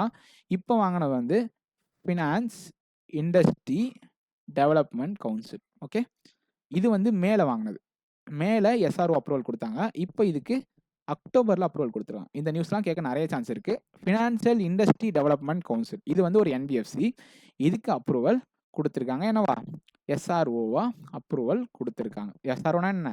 Self regulatory organisation. இதனுடைய மினிமம் நெட்வொர்த் 10 crores இருக்கணும். இந்த பாயிண்ட் ஞாபகம் வச்சுக்கணும். Okay okay okay. இது வந்து நெட் ப்ராஃபிட்ட பேஸ் பண்ணி லாஸ்ட் ஃபினான்ஷியல் இயர், இந்த ஃபினான்ஷியல் இயர் ஃபர்ஸ்ட் ஆஃப் குவார்ட்டருக்கே வந்துருச்சு. பட் நான் லாஸ்ட் ஃபினான்ஷியல் இயர் தான் எழுதியிருக்கேன். லாஸ்ட் ஃபினான்ஷியல் இயருக்கு net profit public sector bank எவ்வளோ வந்துச்சுன்னு பார்த்தீங்கன்னா, மொத்தமாக 1.78 lakh crores. It's not a gross profit, it was a net profit. அதில் 40% கான்ட்ரிபியூஷன் மட்டும் ஸ்டேட் பேங்க் ஆஃப் இந்தியா பண்ணியிருக்கு. நெட் என்பிஏ நான் கொஞ்ச நேரத்துக்கு முன்னாடி சொன்னேன் 2.58%, அது வந்து cross NBA. But net NBA வந்து உங்களுக்கு 0.52%. இது வந்து எப்போ வரும்? ப்ரொவிஷனிங் போக ரிமைனிங்கிறது தான் நெட் என்பிஏ. ஹையஸ்ட் இன்க்ரீஸ் யார் பண்ணியிருக்கா ப்ராஃபிட்டில்? பஞ்சாப் நேஷனல் பேங்க் 102% வந்து பண்ணியிருக்காங்க. ஓகேவா? ஸோ எல்லா பேங்க்ஸும் ப்ராஃபிட் தான் போயிருக்கு. அதில் highest increase compared to previous financial year 102% Punjab national bank பண்ணியிருக்காங்க. ஓகே. எக்கனாமிக் கேபிட்டல் ஃப்ரேம் ஒர்க், அதுக்கு கீழே கான்டிஜென்டல் ரிஸ்க் பஃபர், இதெல்லாம் வந்து ரொம்ப டீப்பான எக்கனாமிக்கல் டேர்ம்ஸ், இதுக்கான அந்த அளவுக்குலாம் தெரியல. கான்டிஜென்டல் ரிஸ்க் பஃபர் வந்து இந்த ரெண்டு சைடும் வந்து உங்களுக்கு இப்போ 5.5 இருக்கா, இந்த பக்கம் ஒரு பர்சன்ட் போயிருக்காங்க, இந்த பக்கம் 1% போயிருக்காங்க. ஸோ 5.5 to 6.5 இருந்துச்சு. இப்போ அதை 4.5 to 7.5 மாற்றிருக்காங்க. So economic capital frame work கீழே கான்டிஜென்டல் ரிஸ்க் பஃபர் அப்படின்னா சிஆர்பினா கான்டிஜென்டல் ரிஸ்க் பஃபர், அதை வந்து குறைச்சிருக்காங்க. ஓகே. நெக்ஸ்ட் வந்து ரிசர்வ் பேங்க் ஆஃப் இந்தியா வந்து லைன் ஆஃப் கிரெடிட் எவ்வளோ கொடுத்துருக்காங்க? மங்கோலியாவுக்கு கொடுத்துருக்காங்க. மங்கோலியாவுக்கு எவ்வளோ கொடுத்துருக்காங்க? $700 million வந்து கொடுத்துருக்காங்க. ஓகே. ஸோ $700 million வந்து எது கொடுத்துருக்காங்க? அவங்க ரீஃபைனரி ஆயில் ப்ராஜெக்ட் வந்து செட் பண்ண போகிறாங்க. யாருக்கு? மங்கோலியா. காலையில் என்ன படித்தோம்? $680 million வந்து மொரீஷியஸ் கொடுக்க போகிறாங்க, அது ஒரு எக்கனாமிக் பேக்கேஜ். $50 million வந்து மால்தீவ்ஸ் கொடுக்க போகிறாங்க, அது வந்து பாண்ட் ரீபேமெண்ட் லோனு. இது வந்து line of credit. So line of credit எவ்வளோ? $700 million. காலையில் என்ன படித்தோம்? ஏடிபி வந்து $125 million வந்து அசாம் லைபிலிட்டி வந்து கொடுக்க போகிறாங்க. ஓகே. அடுத்து கோல்டு சீக்கா வந்து இது எல்லாருமே பார்த்துருப்போம். First AI powered gold melting ATM. Gold கொடுத்தா என்ன பண்ணுவோம்? மெல்ட் பண்ணி அதுக்கான பணத்தை திரும்ப கொடுக்கும். இது வந்து எங்கே இருக்குது? ஹைதராபாத்தில் இருக்குது. ஓகே. என்டிபி எமிரேட்ஸ் வந்து என்பிடி எமிரேட்ஸ் அப்படின்றது வந்து ஒரு பேங்க்கு. இது வந்து ஒரு ஃபாரின் பேங்க். எமிரேட்ஸ்னா யுனைடெட் அரபு எமிரேட்ஸ். இது வந்து என்ன அப்ரூவல் வாங்கியிருக்கலாம்? ஓல்டி ஓன்டு சப்சிடரி வந்து நான் அது ஏற்கனவே இந்த மாதிரி ட்ரெஸ் எடுத்து வந்துக்கிறேன். ஆமாம், சும்மா கோட்டு அது இது வாங்கி வந்தாலே ஒன்றுவீங்க, இது வாங்கி வந்தாலும் ஒன்று ஓரளவு நல்லா தான் இருக்குண்ணே.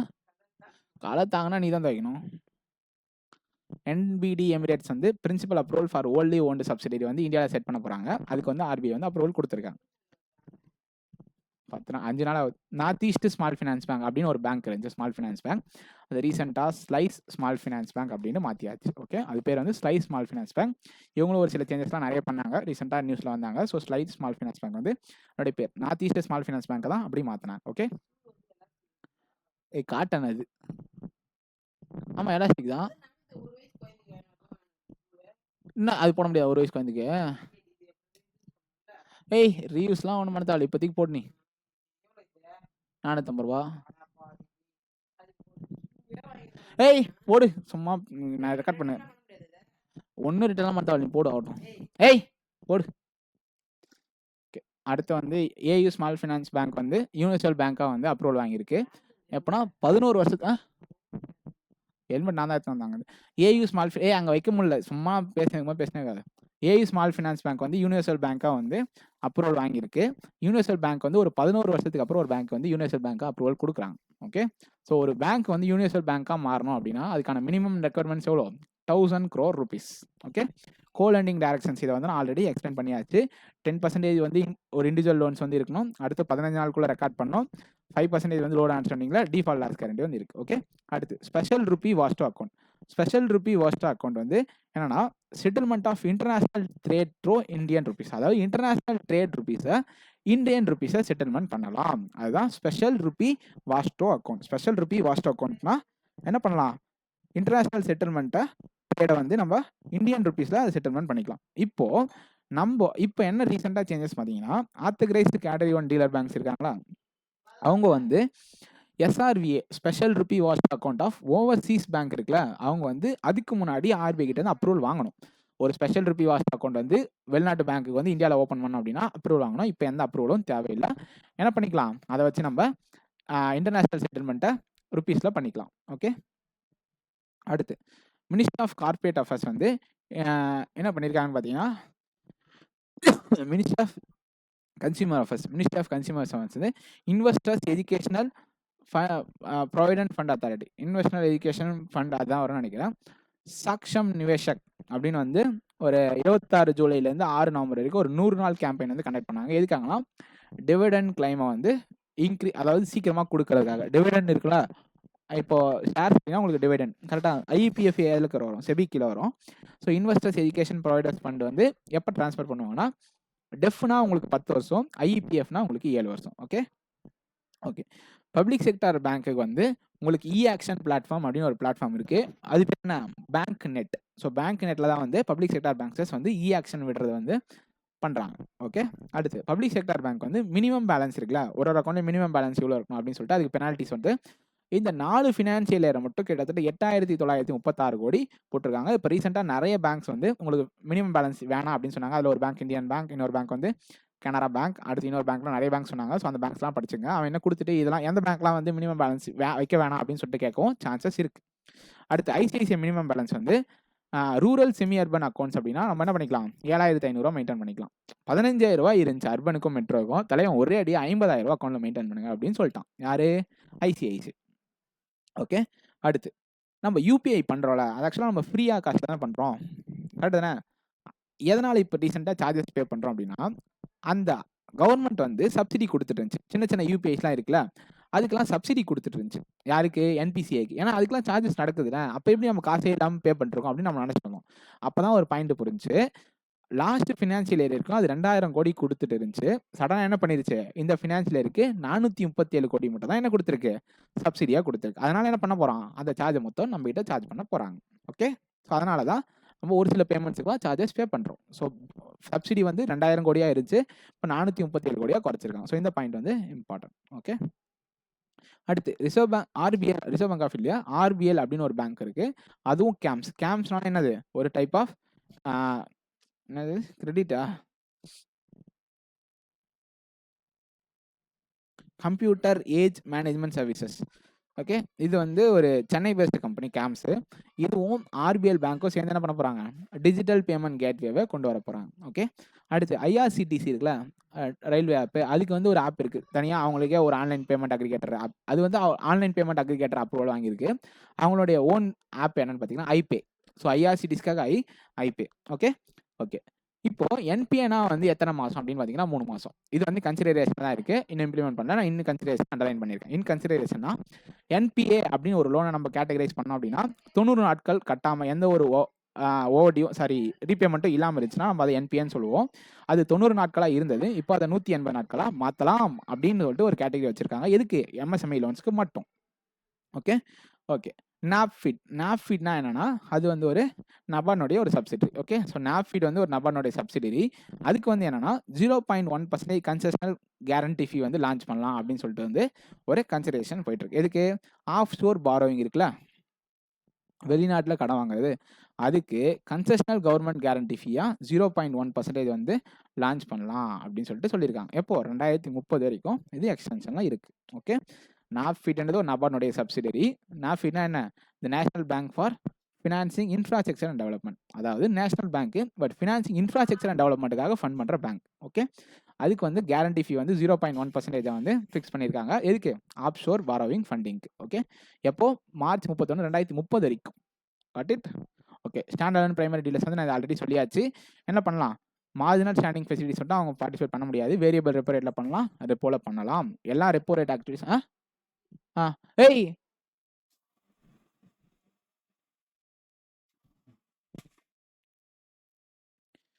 ரெப்போ ரேட்டில் பண்ணலாம், பட் ஆனால் மார்ஜினல் ஸ்டாண்டிங் ஃபெசிலிட்டியில் பண்ண முடியாது. ஓகே. அடுத்து ஆர்பிஐ வந்து ஒரு 3 கன்சியூமர் சென்ட்ரிக் ஸ்கீம் வந்து லான்ச் பண்ணியிருக்காங்க. என்னன்னா ஜூலை 1 செப்டம்பர் 30 வரைக்கும். எதுக்காக, ரீகேஒய்சி ப்ராசஸ் பண்ணுறதுக்காக. நான் என்ன சொன்னல, VCIP, video based consumer identification process. எதுக்காகனா இதுக்காக தான். ஓகே. சிம்பிளிஃபையாக ரீகேஒய்சி. என்ன யாரு செல்ஃபிஷா ஓடு கேட்கணும், படிக்கணும், அக்கறை இருந்து கேட்கணும். சரி இப்போ சொல்கிறேன். இன்னொரு 1/4 மணி நேரத்தில் முடிச்சிடும். ஓகே. சிம்பிளிஃபை ரீகேஒய்சி வந்து டோர் ஸ்டெப்பில் பண்ணுறதுக்காக கிளைம்ஸ் இப்போ எல்லாமே நம்ம படித்தோம்ல, அதுக்கெலாம் தான் இந்த டேரக்ஷன்ஸ் கொண்டு வந்தாங்க. ரீட்டைல் டேரக்ட் வந்து என்ன பண்ணலாம்னா எஸ்ஐபிஸ் இருக்குல்ல, ஸ்மால் இன்வெஸ்ட்மெண்ட் பிளான்ஸ், அது வந்து நம்ம ட்ரெஷரி பில்ஸ்ல இப்போ இன்வெஸ்ட் பண்ண முடியும். ஓகே. அடுத்து கிளைம் செட்டில்மெண்ட், டிசீஸ் செத்து போன கஸ்டமர்ஸ்க்கு வந்து செட்டில்மெண்ட் பண்ணுறாங்கல்ல, அதையும் வந்து எவ்வளோ ஃபாஸ்ட்டாக பண்ணணும், எத்தனை லட்சம் வரைக்கும் த்ரெஷோல்ட் லிமிட், அதெல்லாம் படித்தோம். ஸோ இந்த 3 ப்ராசஸை கன்சியூமர் சென்ட்ரிங் ஸ்கீம்ஸாக வந்து ஆர்பிஐ வந்து சொல்லியிருக்காங்க. ஓகே. நான் ஃபண்ட் பேஸ்ட் லெண்டிங் டைரக்ஷன்ஸ், இது வந்து ஒரு டைரக்ஷன் வந்திருக்கு. நான் ஃபண்ட் பேஸ்ட் லெண்டிங் டைரக்ஷன், நான் ஃபண்ட் பேஸ்ட் லெண்டிங் டைரக்ஷன்ஸ்க்கு கேரண்டி வந்து எவ்வளோ கொடுக்கலாம் அப்படின்னு சொல்லியிருக்காங்கன்னா, அதிகபட்சமாக டோட்டல் வால்யூம் ஆஃப் கேரண்டி எவ்வளோ இருக்குன்னு பார்த்தீங்கன்னா, உங்களுடைய டோட்டல் அசெட்டில் 5% வரைக்கும் எந்த டைமில் டேலி பண்ணாலும் 5% மேலே தாண்டக்கூடாது. எது? நீங்கள் கொடுத்த கேரண்டி. ஓகே. நம்ம ஒரு பேங்க்கு, நம்ம ஒருத்தர் கேரண்டி கொடுக்கணும், நம்மளோட டோட்டல் அசெட்ஸில் 5% மேலே தாண்டக்கூடாது. அதுவே ஒரு அன்செக்யூர்ட் லோன்ஸாக இருந்தால் 1.25% மேலே நம்ம கேரண்டி கொடுக்கக்கூடாது அப்படின்றது லிமிட். ஓகே. நம்ம கொடுக்குற டோட்டல் அசெட்ஸில் வந்து வச்சிரும் ஓடிது. ஓகே. 2008 வந்து இண்டோ நேபாள் ரெமிட்டன்ஸ் ஃபெசிலிட்டி, அதாவது இந்தியாவிலேருந்து நேபாளுக்கு வந்து அனுப்பிடலாம். சிங்கிள் வே தான், நேபாளிலேருந்து திரும்ப இந்தியாவுக்குலாம் அனுப்ப முடியாது. இந்தியாவிலேருந்து நேபாள் மைக்ரன்ஸ் இருக்காங்களா, ஸோ அவங்க இங்கே ஒர்க் பண்ணிட்டு நேபாள் அவங்களுக்கு இருக்கவங்களுக்கு வந்து இங்கேருந்து அக்கௌண்ட்டுக்கு அனுப்பிக்கலாம். ஓகே. அதுக்கு வந்து வாக்கின் கஸ்டமர்னா யார்? அந்த பேங்க்கில் அக்கௌண்ட்டே இல்லைனாலும் என்ன பண்ணிக்கலாம், நம்ம ஒரு வருஷத்துக்கு 12 முறை அனுப்பிக்கலாம். அதாவது ஒரு மாதத்துக்கு ஒரு முறை அதிகபட்சமாக 50,000 ரூபாவை அனுப்பிக்கலாம். Okay. So Nepal Indo remittance facility வந்து INRFRன்னு சொல்லுவாங்க. 2008 லான்ச் பண்ணியாச்சு. பட் ஆனால் நார்மல் கஸ்டமர்ஸ் வந்து 2 லட்ச ரூபா வரைக்கும் பண்ணிக்கலாம். எதுக்கு? நேபாளுக்கு மட்டும். ஓகே. ஸோ நார்மல் கஸ்டமர், ஒரு பேங்க்கில் நம்ம கஸ்டமர் அப்படின்னா நம்ம பண்ணிக்கலாம், 2 லட்ச ரூபா வரைக்கும் அமைச்சிக்கலாம். அதுவே வாக்கின் கஸ்டமர்ஸ், பேங்க்கில் கஸ்டமரே இல்லை அப்படின்னா என்ன பண்ணலாம், 50,000 வரைக்கும் அமைச்சிக்கலாம். பட் ஒரு மாதத்துக்கு ஒரு டைம் தான் அனுப்ப முடியும். Okay. Okay. PM Surakshit மாத்ரிவிதா Abhiyan அப்படின்னா என்னது? இது வந்து ஆன்டிநேட்டல் கேர், ப்ரெக்னென்ட் உமனுக்கு ஒரு கேர் கொடுக்கறதுக்காக ஒரு ஸ்கீம் தான் வந்து PMSMA, பிரதான் மந்திரி சுரக்ஷித் மாத்ரிவா அபியான் அப்படின்னு சொல்லியிருக்காங்க. அது லான்ச் பண்ணி 9 வருஷம் கம்ப்ளீட் ஆயிடுச்சு. 2014 கொண்டு வந்திருக்காங்க. 9 வருஷம் கொண்டு வந்துச்சு. இது வந்து எதுக்காக கொண்டு வந்த ஸ்கீம்? Antenatal care pregnant women. Okay. Okay. Asian development bank வந்து 125 மில்லியன் யார் கொடுத்தா?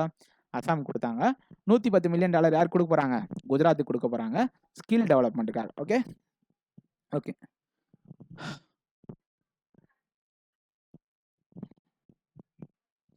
சிசிபி எழுதி வச்சிருக்கேன், ஆனால் சிசிபி என்னன்னு வந்து போச்சு. சிசிபிஐனா வந்து climate change performance index.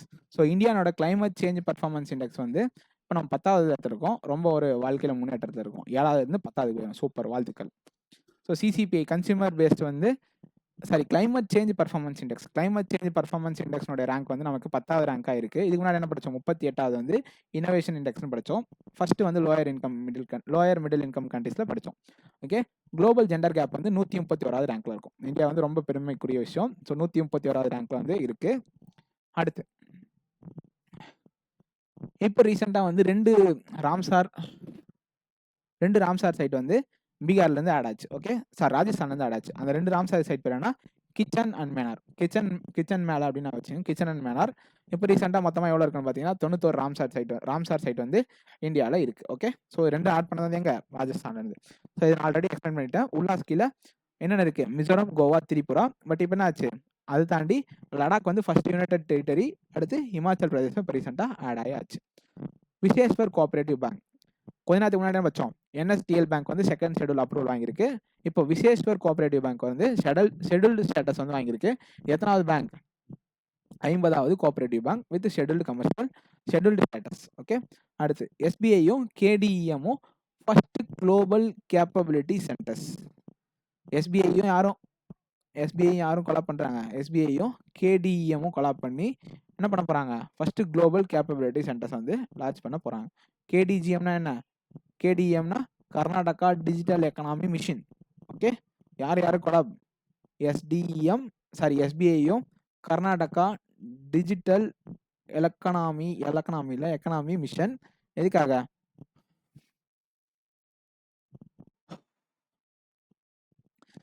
கர்நாடகாவுடைய digital economy வந்து இம்ப்ரூவ் பண்ணுறதுக்காக. எதுக்காக? ஃபர்ஸ்ட் குளோபல் கேப்பபிலிட்டி சென்டர் எங்கே? கர்நாடகாவில் செட் பண்ண போகிறாங்க. ஃபர்ஸ்ட் குளோபல் கேப்பபிலிட்டி சென்டர் எங்கே செட் பண்ண போகிறாங்க? கர்நாடகாவில் செட் பண்ண போகிறாங்க. அதுக்கு யார் கொலாப்? SBI. அடுத்து EPFO வந்து ஆட்டோ செட்டில்மெண்ட் வந்து இது பண்ணியிருக்காங்க.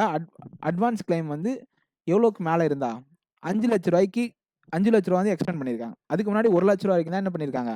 ஆட்டோ செட்டில்மெண்ட் இருந்துச்சு. இப்போ 5 லட்ச ரூபா வரைக்கும் ஆட்டோ செட்டில்மெண்ட்டை இன்க்ரீஸ் பண்ணியிருக்காங்க. ஓகே.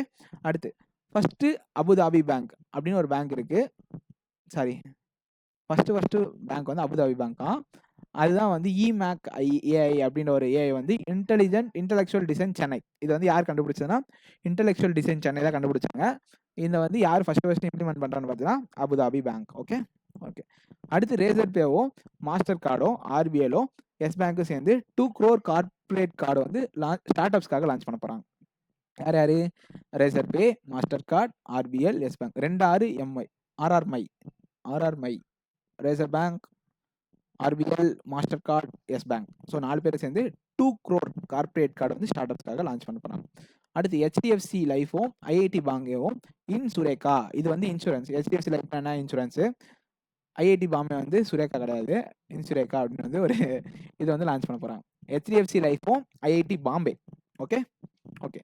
செபி வந்து ஒரு நியூ யூபிஐ ஹேண்டில் வந்து லான்ச் பண்ணியிருக்காங்க. இது வந்து இம்பார்ட்டன்ட், ஏன்னா ஈஸியாக வந்து கன்ஃபியூஸ் பண்ண முடியும். செபி வந்து அவங்க கிட்ட யூஸ் பண்ணுற யூபிஐ ஹேண்டில் எல்லாத்துலையும் என்ன இருக்கணும், @valid அப்படின்னு ஒரு இதுவை வச்சிருக்கணும் அப்படின்னு சொல்லியிருக்காங்க.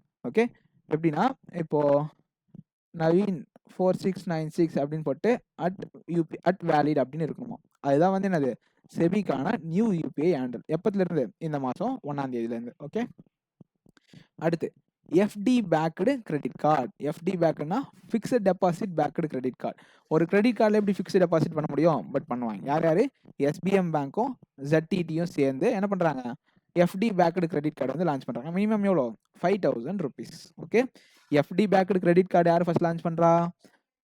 எஸ்பிஎம் பேங்க்கும் ZTTயும். ஓகே. அடுத்து first cyber security operation centre for cooperative banks Maharashtra. இது வந்து இம்பார்ட்டான விஷயம். எந்த ஒரு ஃபர்ஸ்ட் ஸ்டேட் கோஆபரேட்டிவ் பேங்க் வந்து first cyber security operation centre வந்து கோஆபரேட்டிவ் பேங்க்ஸ்க்கு ஓப்பன் பண்ணாங்க அப்படின்னு பார்த்தீங்கன்னா மகாராஷ்டிரா. அடுத்து priority sector lending. Priority sector லெண்டிங்கில் வந்து நிறைய இது இருக்குது. ஸோ ப்ரியாரிட்டி செக்டார் லெண்டிங்கில் வந்து டார்கெட் வந்து ஸ்மால் ஃபினான்ஸ் பேங்க்ஸ்க்கு வந்து இந்த ஃபினான்ஷியல் இயருக்கு வந்து 75% ஆஃப் ஏஎன்பிசி இருக்கும், அட்ஜஸ்டட் நெட் பேங்க் கிரெடிட். அதாவது அவங்களுடைய அட்ஜஸ்டட் நெட் பேங்கிங் கிரெடிட்ல மொத்தமாக அவங்க கிரெடிட் கொடுக்கறதுல 75% யாருக்கு கொடுக்கணும்? ப்ரியாரிட்டி செக்டார்ஸ் கொடுக்கணும் அப்படின்னு சொல்லியிருந்தாங்க. ஆனால் இப்போ என்ன சொல்லிட்டாங்க, இது வேணாம், நீங்கள் 60% கொடுங்க அப்படின்னு சொல்லியாச்சு. ஸோ ஏப்ரல் 1, 2025 இது சொல்லியாச்சு. ஸோ இந்த வருஷம் என்ன தான் பண்ணுவாங்க, 60% ப்ரியாரிட்டி செக்டார் லெண்டிங் கொடுத்தா போதும். யார்? Small finance banks. ஸோ 75% கிடையாது, 60%. அடுத்து ப்ராஜெக்ட் ஃபினான்ஸ் அப்படின்னு ஒரு லெண்டிங் டைரக்ஷன் வந்து இம்ப்ளிமெண்ட் பண்ணியிருக்காங்க. எப்பத்திலிருந்து? அக்டோபர் 2025. இதுக்கான ப்ரொவிஷனிங் வந்து பர்சன்டேஜ் கொடுத்துருக்காங்க. ஸோ இது மட்டும் கிளாஸிஃபை பண்ணி படிச்சுங்க. ஸோ கன்ஸ்ட்ரக்ஷன் பேஸ் அப்படின்னா வந்து ஒரு பர்சன்டேஜ், ஆப்ரேஷன் பேஸ் தான். கமர்ஷியல் ரியல் எஸ்டேட் அப்படின்னா 1.25%. எப்போ? கன்ஸ்ட்ரக்ஷன் பேஸில். அதுவே ஆப்ரேஷன் பிளேஸில் 1%. ரெசிடென்டல் ஹவுசிங்னா 1%, இங்கே 0.75. அப்படியே 0.25 குறையுதா? கன்ஸ்ட்ரக்ஷன் பேஸில் அதிகமாக இருக்கும், ஆப்ரேஷன் பேஸில் கம்மியாக இருக்கும். மற்ற எல்லாத்துக்கும் ஆப்ரேஷன் பேஸில் 0.4%. அடுத்து ப்ரியாரிட்டி செக்டார் லெண்டிங்கில் மொத்தத்தில் 4 டைப்ஸ் இருக்குது. ஒன்று வந்து ப்ரியாரிட்டி செக்டார் லெண்டிங் ஜென்ரலான categories, priority sector lending agri, priority sector lending MSME, priority sector lending weaker section. இந்த 4 கேட்டகரியில் ப்ரியாரிட்டி செக்டார் லெண்டிங் சர்டிஃபிகேட்ஸ் வாங்கலாம். அது எத்தனை வாங்கலாம்? 25 lakhs டினாமினேஷன்ஸில் வாங்க முடியும். ஓகே. ஸோ PLC வந்து மினிமம் 25 lakhs. அது வந்து ஒரு பாண்டு மாதிரி. ஓகே. இன்டர்நேஷ்னல் பொட்டேட்டோ சென்டர் எங்கே பண்ண போகிறாங்க? சவுத் ஏஷியாக்கான ரீஜனில் வந்து எங்கே போனாராம்? UPI ஆக்ராவில் வந்து கொண்டு வர போகிறாங்க. இந்தியன் ஓவர்சீஸ் பேங்க்கும் யாரும்? அமுலும் ரிச் பிளஸும் சேர்ந்து ஆர்கானிக் ஃபார்மிங்கை ப்ரொமோட் பண்ண போகிறாங்க. இது ஆல்ரெடி சொல்லியாச்சு, international year for women farmers. அடுத்து பிரதான் மந்திரி ஃபசல் பீமா யோஜனா வந்து கிராப்பிக் ஏஐ அப்படின்ற ஸ்கீமை வச்சு, ஏஐ வச்சு என்ன பண்ணுறாங்க, இந்த கிராப் லாஸ்லாம் எவ்வளோ ஆயிருக்கு, டேமேஜ்லாம் எவ்வளோ ஆயிருக்கு அப்படின்றத கண்டுபிடிக்கலாம். ஓகே. இஃப்கோ வந்து ஒரு இந்தியன் பேஸ்டு ஃபெர்டிலைசர் கம்பெனி.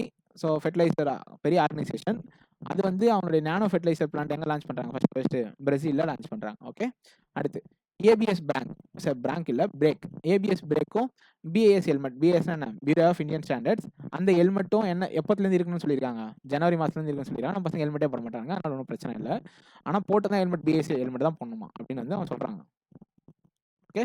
அடுத்து இந்தியா வந்து பாரத் பயோடெக் இன்ஸ்டிடியூஷன் அப்படின்னு ஒரு இன்ஸ்டிடியூஷன் இருக்குது. அதுதான் வந்து எங்கே இருக்குன்னா பெங்களூரில் இருக்குது. ஓகே.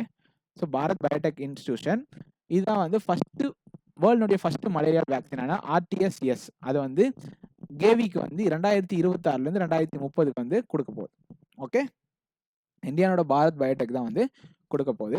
இந்தியாவில் என்ன நடக்க போகுதுன்னா 2029 world police and fire games எங்கே? குஜராத்தில். World police and fire games இந்தியாவில் world police and fire games 2029 நடக்குது. இப்போ இல்லை 3 ஃபிம்ஸ் வந்து இந்தியா ஏஐ மிஷனுக்கு வந்து செலக்ட் ஆயிருக்கு. எதுனா லோக்கல் லாங்குவேஜ் மேனேஜ்மெண்ட் அப்படின்னு நினைக்கிறேன். எல்எல்எம்னா லோக்கல் லாங்குவேஜ் மேனேஜ்மெண்ட் தான். ஸோ அதுக்காக வந்து 3 இது வந்து செலக்ட் ஆயிருக்கு. ஒன்று வந்து சாக்கெட், இன்னொன்று வந்து ஞானி, இன்னொன்று வந்து கான். ஸோ இந்த 3 ஏஐ தான் வந்து எல்எல்எம்க்கு வந்து செலக்ட் ஆயிருக்கு. எல்எல்எம் டெவலப்மெண்ட்டுக்காக இந்தியா ஏஐ மிஷன் அப்படின்ற ஸ்கீமுக்குள்ள இந்த 3 ஏஐ செலக்ட் பண்ணியிருக்காங்க. ஓகே, மொத்தமாக வந்து யூனிகான் இண்டெக்ஸில் விட்டதை இப்போ ரீசெண்டாக வந்து இந்தியா கிட்ட வந்து மொத்தம் 64 யூனிகான் இருக்குது. ஓகே, ஸோ இப்போ ரீசெண்டாக ஒரு வருஷமாக வந்திருக்கும். அந்த யூனிகான் சொன்னோன்னு படிச்சுக்கங்க, நான் எழுதல அதை. மொத்தமாக யூனிகான் வந்து வேர்ல்டில் எது அதிகமாக இருக்குது அப்படின்னு பார்த்தீங்கன்னா யூஎஸ்ல தான் அதிகமாக இருக்குது. அடுத்து சைனீஸில் இருக்குது, அடுத்து இந்தியாவில் இருக்குது. ஃபஸ்ட்டு ஹையஸ்ட் வேல்யூடு யூனிகான் எதுன்னு பார்த்தீங்கன்னா ஸ்பேஸ் எக்ஸ், செகண்ட் வந்து பைட் டான்ஸு, தேர்ட் வந்து ஓப்பன் ஏஐ. ஸோ இந்த 3 தான் வந்து டாப் 3 யூனிகான்ஸ் லிஸ்ட்டில் இருக்குது. ஓகே, அடுத்து ஸ்வச் சர்வேக்ஷன் அப்படின்ற இது வந்து 5th கன்சிக்யூட்டிவ் இயராக யார் இருக்கா, இண்டோர் வந்து செலக்ட் ஆயிருக்கு. அந்த கேட்டகரி பாப்புலேஷன் கேட்டகரி இருக்குது. மோர் தென் 10 lakh பாப்புலேஷன் இருக்க கேட்டகரியில் இண்டோர், 3 to 10 lakhs கேட்டகரியில் நொய்டா, less than 3 lakhs கேட்டகரியில் டெல்லி. ஓகேவா? ஸோ அதாவது கிளீன்லினஸ், ஸ்வச்னா ஸ்வச் பாரத் தான், கிளீன் இந்தியா தானே. ஸ்வச் சர்வேக்ஷன் அதில் இண்டோர் எத்தனாவது, 5வது கன்சிக்யூட்டிவ் இயர்ஸ். இந்தியாவோட first UPI powered physical ATM வந்து பெங்களூர் லான்ச் பண்ணியிருக்காங்க. யூபிஐயும் இருக்கும், ஃபிசிக்கலாக ஏடிஎம்மும் இருக்கும். அது எது, ஸ்லைஸ். கொஞ்ச நேரத்துக்கு முன்னாடி தான் பார்த்தோம். North east small finance bank வந்து ஸ்லைஸ் ஸ்மால் ஃபினான்ஸ் பேங்காக பேர் மாற்றப்பட்டிருக்கு. அதுதான் இது. ஓகே, அடுத்து வேர்ல்ட்ஸ் பெஸ்ட் கன்சியூமர் பேங்க் வந்து எஸ்பிஐ அப்படின்னு சொல்கிறாங்க. நம்ம சீரியஸாக திட்டுறாங்க SBI. World best consumer bank வந்து எஸ்பிஐ அப்படின்னு சொல்கிறாங்க. ஓகே, அடுத்து CEO reserve bank of India innovation hub. Reserve bank of India என்னோட இனோவேஷன் ஹப் எங்கே இருக்குன்னு பார்த்தீங்கன்னா பெங்களூர் ஹெட் குவார்ட்டர்ஸ். அதனுடைய சிஇஓ வந்து சஹில் கின்னி. ஓகே, என்னோட பேங்க்லாம் வந்து கோல்டு அண்ட் சில்வரை வந்து 2025-26 இது கொஸ்டின் நிறைய இடத்துல கேட்குறாங்க. இது எல்லா எக்ஸாம்ஸ்லையும் கேட்கணும் வச்சுங்களேன்.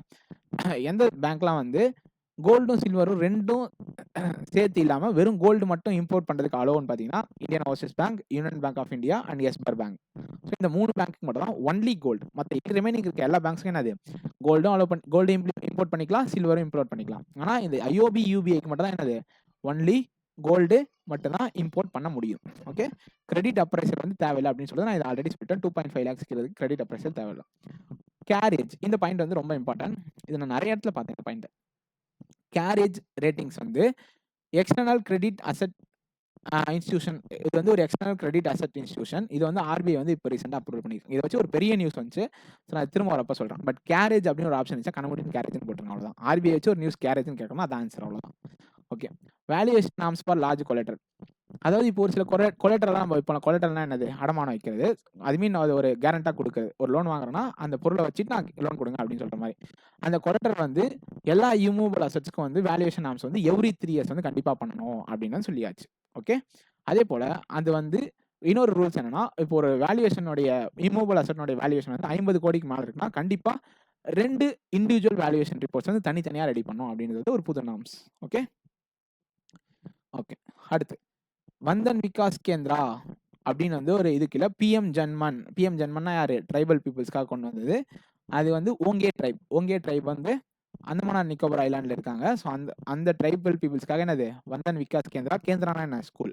ஸோ அதை வந்து கொண்டு வந்திருக்காங்க. எந்த ஸ்கீம் கீழே, பிஎம் ஜன்மன் அப்படின்ற ஸ்கீமுக்கு கீழே. ஓகே, அடுத்து அப்பிடா என்னன்னா agriculture products export development authority. Okay, so அவங்க வந்து என்ன இது பண்ணாங்க, மேங்கோ மேனியா அப்படின்னு ஒரு இதோட லான்ச் பண்ணாங்க. எங்கே பண்ணாங்கன்னா அபுதாபி, துபாயில் பண்ணாங்க. எதுக்காக பண்ணாங்கன்னா இந்தியாவில் நிறைய மேங்கோ வெரைட்டிஸ் இருக்குது அப்படின்றது இந்தியாவோட புகழை வெளிநாட்டுக்கு தெரிவிக்கிறதுக்காக பண்ணாங்க. ஓகே, அடுத்து பிஎம்எஃப்எம்இனா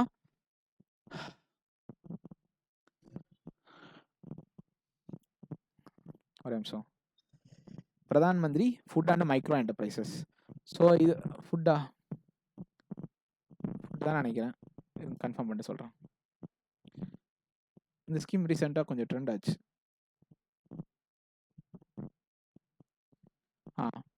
formalisation, Pradhan Mantri formalisation of micro food processing enterprises. அதாவது சின்ன மைக்ரோ ஃபுட் பார்த்தீங்கன்னா இந்த ஜாம், ஜெல்லி அந்த மாதிரிலாம் பண்ணாங்க, ப்ராசஸிங் பண்ணுறாங்களே, அந்த மாதிரி என்டர்பிரைசஸ்க்கு ஃபண்டிங் பண்ணுறாங்க. இது எது கீழே வருது, ministry of food processing and industry கீழே வருது. இது எவ்வளோ பட்ஜெட், 10,000 கோடி. ஓகே, இதில் யார் டாப்பில் இருக்கானா பீகார். ஓகே, 10வது ஜூலையில் வந்து நேஷனல் ஃபிஷ் ஃபார்மர்ஸ் டே. இது வந்து important. July 10 is fish farmers day. Tiger density வந்து பந்திப்பூர் ஃபர்ஸ்ட் இருக்கு, Corbett second, Kaziranga third. Okay, so ரீசெண்டாக இந்த நியூஸில் வந்துச்சுன்னு நினைக்கிறேன். வித்தவுட்னா என்னன்னா வித்னா விதை, ஊட்னா கீழே போடுறது. எங்கே பண்ணாங்கன்னா சீட் ஷவர், மேலேருந்து சீட் ஷவர் பண்ணாங்க, எங்கள் கேரளாவில் பண்ணாங்க.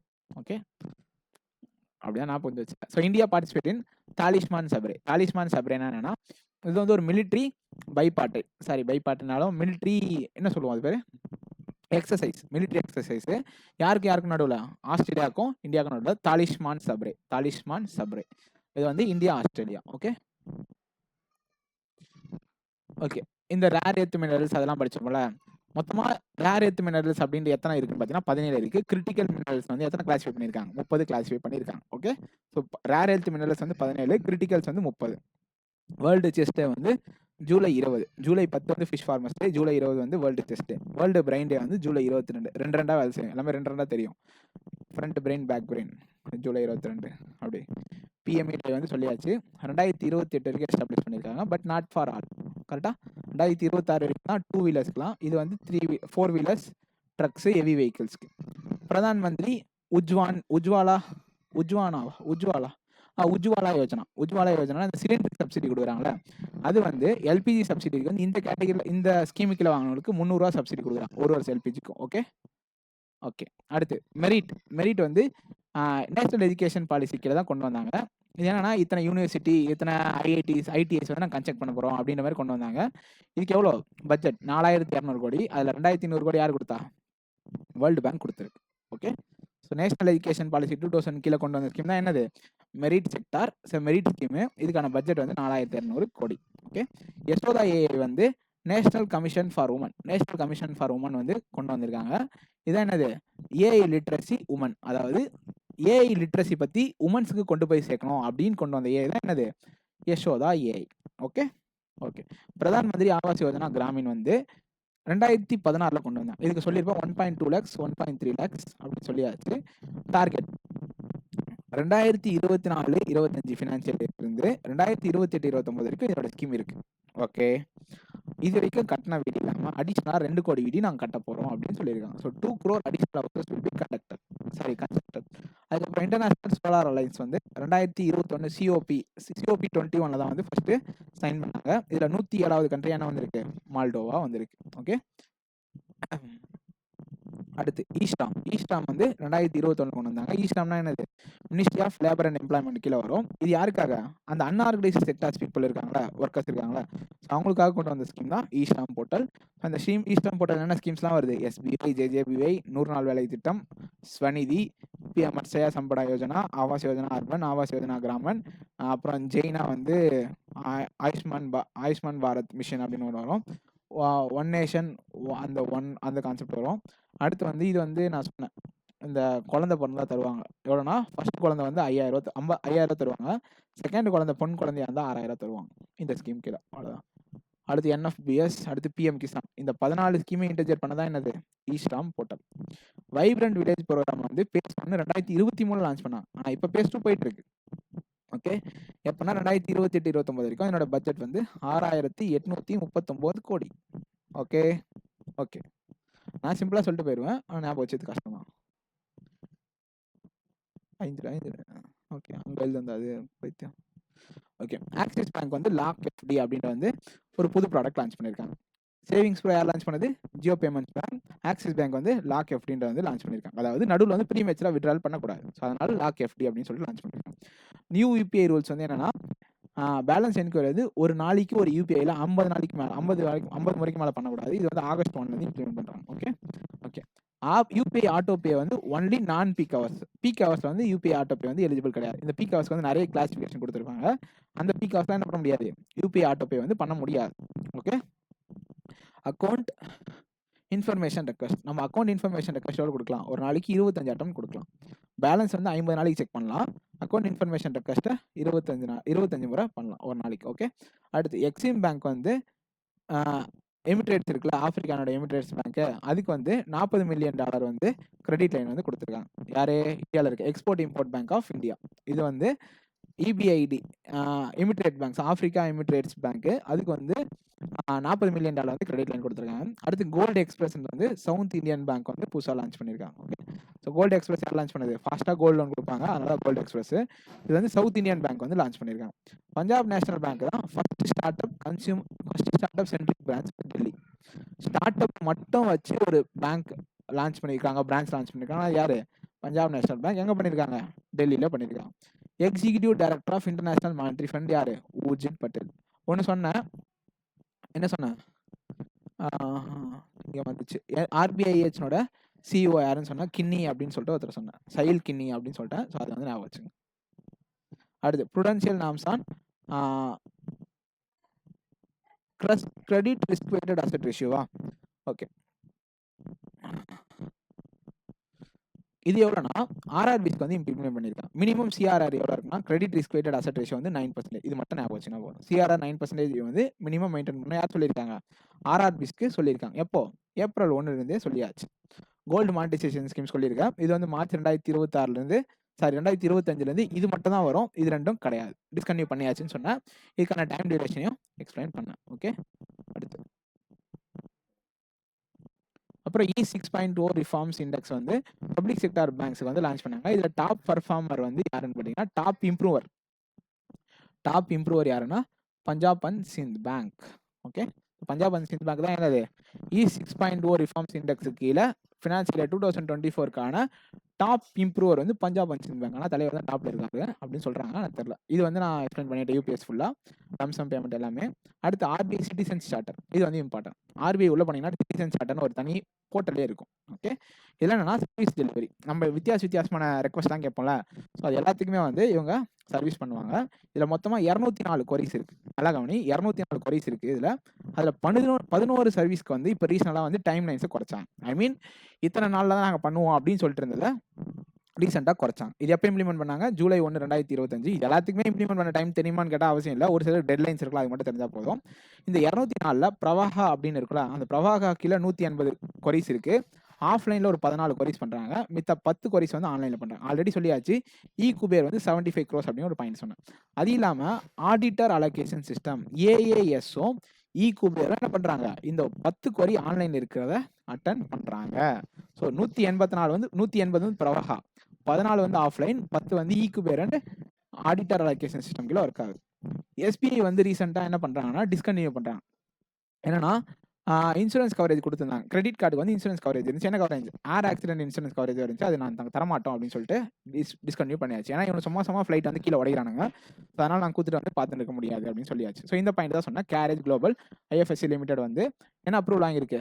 External credit assessment institution approval வந்து வாங்கியிருக்கு. So external credit assessment institution approval வந்து யார் வாங்கியிருக்கா? கேரேஜ் குளோபல் IFSC வந்து வாங்கியிருக்கு. என்னென்ன பேங்க்ஸ் வந்து என்னென்ன ரேட்டிங்ஸ்லாம் யூஸ் பண்ணலாம் அப்படின்னு சொல்லிட்டு ஆர்பிஐ சொல்லியிருக்கலாம். ஃபிட்ச் ரேட்டிங் யூஸ் பண்ணலாம், மூடி ரேட்டிங், S&P 3 பேரோட ரேட்டிங்ஸ் வந்து பேங்க்ஸ் வந்து யூஸ் பண்ணலாம் அப்படின்னு சொல்லியிருக்காங்க. இவங்க கேரேஜ் குளோபல் இருக்காங்களா, அவங்க வந்து கேட்டகரிஸ் பிரிச்சிருக்காங்க ரிஸ்க் பர்சன்டேஜ் வச்சு. 20%னா AAA, AA, BBB, BB and below. So அப்படியே குறைஞ்சிட்டே போவோம். 20, 30, 50, 100, 150% ரிஸ்க் இருக்கா? ஓகே, பிரிக்ஸ் வந்து 11 கண்ட்ரிஸ் இருக்கு. மொத்தமாக என்னென்ன 11 கண்ட்ரிஸ் இருக்கு. பிரிக்ல இப்போ ரீசெண்டாக 2-3 கண்ட்ரிஸ் ஆட் ஆச்சுன்னு நினைக்கிறேன். அதனால தான் பிரிக்ஸில் 11 கண்ட்ரிஸ் வந்துச்சு.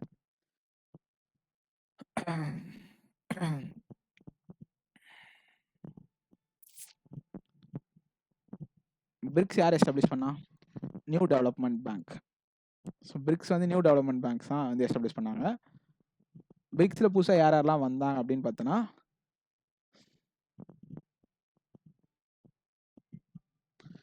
யாரெல்லாம் புதுசாக வந்தது? எகிப்து, எத்தியோப்பியா, இந்தோனேஷியா, ஈரான், யுனைடெட் அரபு எமிரேட்ஸ். இந்த 5 கண்ட்ரி புதுசாக வந்துச்சு. ஓகே, ஆல்ரெடி 6 கண்ட்ரி இருந்துச்சு, இப்போ புதுசாக 5 கண்ட்ரி சேர்ந்து மொத்தம் 11 கண்ட்ரி நம்ம ஆளுங்க இருக்காங்க. பிரிக்ஸில் 11 கண்ட்ரிஸ் இருக்கு. Okay, it was founded by new development bank. அடுத்து RBI draft direction simplify small value export transaction under EPDMS. இது வந்து எனக்கு சத்தியமாக புரியல, பட் ஆனால் வந்து என்ன டிராஃப்ட் விட்டுருக்காங்கன்னா small value export transaction under EDPMS அப்படின்னு சொல்லி கொடுத்துருக்காங்க. அதுக்கு லிமிட் வந்து 10 lakhs. ஓகே. ஸோ இந்த வார்த்தையை பார்த்தா 10 லேக்ஸ்ன்னு போட்டுருங்க. ஏன்னா ஒரு சில விஷயம்லாம் என்னத்த படிச்சாலும் புரிஞ்சு தொலைய மாட்டுது. எழுதி மட்டும் வச்சேன். Minimum average balance is removed.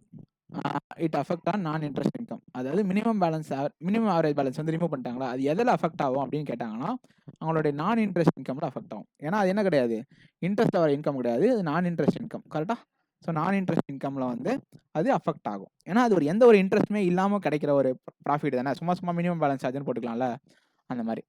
Fitch rating வந்து ஃபோர்காஸ்ட் பண்ணுது இந்தியா பேங்க்னுடைய நெட் இன்ட்ரெஸ்ட் மார்ஜின் வந்து எவ்வளோவா ஸ்ட்ரிங்க் பண்ணும் அப்படின்னு பார்த்தீங்கன்னா 30 பேசிஸ் பாயிண்ட்ஸ் வரைக்கும் ஸ்ட்ரிங்க் ஆகும். எப்போ? இந்த ஃபினான்ஷியல் இயரில். யார் ப்ரிடிக்ட் பண்ணது? Fitch ratings. என்னது? Net interest margin, NIM. Net interest margin வந்து 30 பேசிஸ் பாயிண்ட்ஸ் வரைக்கும் குறையும் அப்படின்றது ஃபிட்ச் ரேட்டிங்கோட கணிப்பு. Okay okay. Next, account dormancy in India. So account dormancy எதனாலலாம் வருது அப்படின்னு சொல்லிட்டு குளோபல் ஃபின்டெக்ஸ் அப்படின்னு ஒரு ஈவெண்ட் வந்து நடந்துச்சு. அதில் என்ன, அக்கௌண்ட் வந்து டார்மன்சி எதனாலலாம் ஆகுது அப்படின்னு கண்டுபிடிச்சாங்க. எதனால? பேங்க் வந்து அவங்க வீட்டிலேருந்து தூரமாக இருக்கும், அதனால போக முடியாதான். First point. அதாவது தனியாக அவங்க அக்கௌண்ட் யூஸ் பண்ணுறதுக்கு ஒரு மாதிரி சங்கடமாக இருக்கும். இதனால கதையாக இருக்குது. அடுத்து லேக் ஆஃப் ட்ரஸ்ட். இது ஓகே, இதுவான வேலையான point. Insufficient funds to transact. அவங்ககிட்ட பணம் இல்லை, இது ஓகே. பட் வீட்டிலேருந்து தூரமாக இருக்குது, அப்புறம் நான் மட்டும் தனியாக அக்கௌண்ட் யூஸ் பண்ணுறதுக்குலாம் ஒரு மாதிரி சங்கடமாக இருக்குது அப்படின்லாம் ஒரு மாதிரி டிஃப்ரெண்ட்டாக இருக்குது. பட் இதெல்லாம் சொல்லியிருந்தாங்க. இந்த 4 பாயிண்ட்னால தான் வந்து அக்கௌண்ட் டார்மன்சி வந்து இந்தியாவில் மாறி இருக்குது அப்படின்னு சொல்லிட்டு சொல்லியிருந்தாங்க. அடுத்து financial inclusion index, FI index, financial inclusion index. Already 493.2ன்னு சொன்னது வந்து டிஜிட்டல் பர்ஃபார்மன்ஸ் இண்டெக்ஸ். இது வந்து ஃபினான்ஷியல் இன்க்ளூஷன் இண்டெக்ஸ். எந்த அளவுக்கு ஃபினான்ஷியல் வந்து ரீச் ஆயிருக்கு அப்படின்னு சொல்றதுக்காக இதை வந்து 100% வந்து சொல்லுவாங்க. இப்போ எவ்வளோனா 67. நல்லா கவனிங்க, இந்த இயர்க்கான ரேட்டிங் வந்து 67. இது தெரிஞ்சிருக்கணும். Last year 64.2. 100% இதை டேலி பண்ணுவாங்க. 0%னா யாருக்குமே ஃபினான்ஷியல் இன்க்ளூஷன் இல்லை அப்படின்னு அர்த்தம். 100%னா எல்லாருக்குமே அது ஃபுல்லாக ரீச் ஆயிடுச்சு அப்படின்னு அர்த்தம். ஸோ 67 தான் இப்போ இருக்குது. ஸோ 67% வந்து ரீச் ஆகிட்டோம். இது எந்த கேட்டகரி வச்சு பிரிக்கிறாங்கன்னா, அக்சஸ் 35%, யூசேஜ் 45%, குவாலிட்டி 20%. எந்த அளவுக்கு குவாலிட்டி 20, யூசேஜ் 45, அக்சஸ் வந்து 35. இது ஆல்ரெடி சொல்லியாச்சு. இந்த பாயிண்ட் வந்து கொஞ்சம் இம்பார்ட்டண்டாக இருக்கும். 10%, 20% சொன்ன சிங்கிள், இது கலெக்டிவ். ஒரு ரெகுலேட்டட் என்டிட்டி ஆல்டர்னேட்டிவ் இன்வெஸ்ட் ஃபண்டில் இன்வெஸ்ட் பண்ணுது அப்படின்னா, அது வந்து நான் ஈக்விட்டி எக்ஸ்போஷராக இருக்குது அப்படின்ற பட்சத்தில் அதில் மோர் தென் 5% இன்வெஸ்ட் பண்ணால் கண்டிப்பாக அதுக்கான 100% ப்ரொவிஷனை பேங்க் எடுத்து வைக்கணும் அப்படின்றது ரூல். நான் சொல்கிறது புரியுதா? இதுக்கு வந்து நான் எக்ஸ்டெண்ட் எக்ஸ்போஷர், நான் ஈக்விட்டி எக்ஸ்போஷர். அது இன்வெஸ்ட் பண்ண போகிற டெப்டர் கம்பெனிக்கு வந்து ஈக்விட்டி எக்ஸ்போஷரே கிடையாது. அந்த கேசஸில் மோர் தென் 5% பண்ணால் என்ன பண்ணணும்? பேங்க் வந்து 100% ப்ரொவிஷனை எடுத்து வைக்கணும். ஓகே, இது ரூல். அடுத்து அர்பன் கோஆபரேட்டிவ் பேங்க்ஸ் கேட்டகரி விட்டுருக்காங்க. ஸோ அர்பன் கோஆபரேட்டிவ் பேங்க்ஸ் வந்து எப்போ வந்து பிஸ்னஸ் ஆத்தரைசேஷன் கேட்டகரி அப்படி எழுதி பார்த்தீங்கன்னா, அதோட நெட் NPA வந்து லெஸ் தென் 3% இருந்தால் அது வந்து பிஸ்னஸ் ஆத்தரைசேஷனுக்கு எலிஜிபிள். என்னது? அர்பன் கோஆபரேட்டிவ் பேங்க்ஸோடைய டெபாசிட்ஸ் வந்து க்ரோர்ஸை வச்சு என்னது Tier 1, Tier 2, Tier 3, Tier 4 பிரிப்போம். 100 to 1000, 1000 to 10,000, மோர் தென் 10,000 இத்தனை கோடி டெபாசிட்ஸ் வச்சிருந்தா அது என்ன கேட்டகரியாக பிரிக்கலாம்? Tier 1 urban cooperative banks, Tier 2, Tier 3, Tier 4. Okay okay. அடுத்து வந்து large exposure framework. Large exposure ஃப்ரேம்வொர்க்னா broaden exemptions for contributions made by public sector bank due to shortfall in public sector. Okay, ஒன்றும் இல்லை. இப்போ ஒரு பப்ளிக் செக்டார் பேங்க் வந்து priority sector lending target வந்து reach பண்ணோம் அப்படின்னு சொல்லியிருப்பாங்க. எவ்வளோ percentage? 40% of adjusted net bank credit. இதில் 18% வந்து அக்ரிகல்ச்சர், ரிமைனிங் 7.5% வந்து வீக்கர் செக்ஷன். ஸோ அந்த மாதிரி வந்து ஸ்பிளிட் அப் பண்ணுவோம்.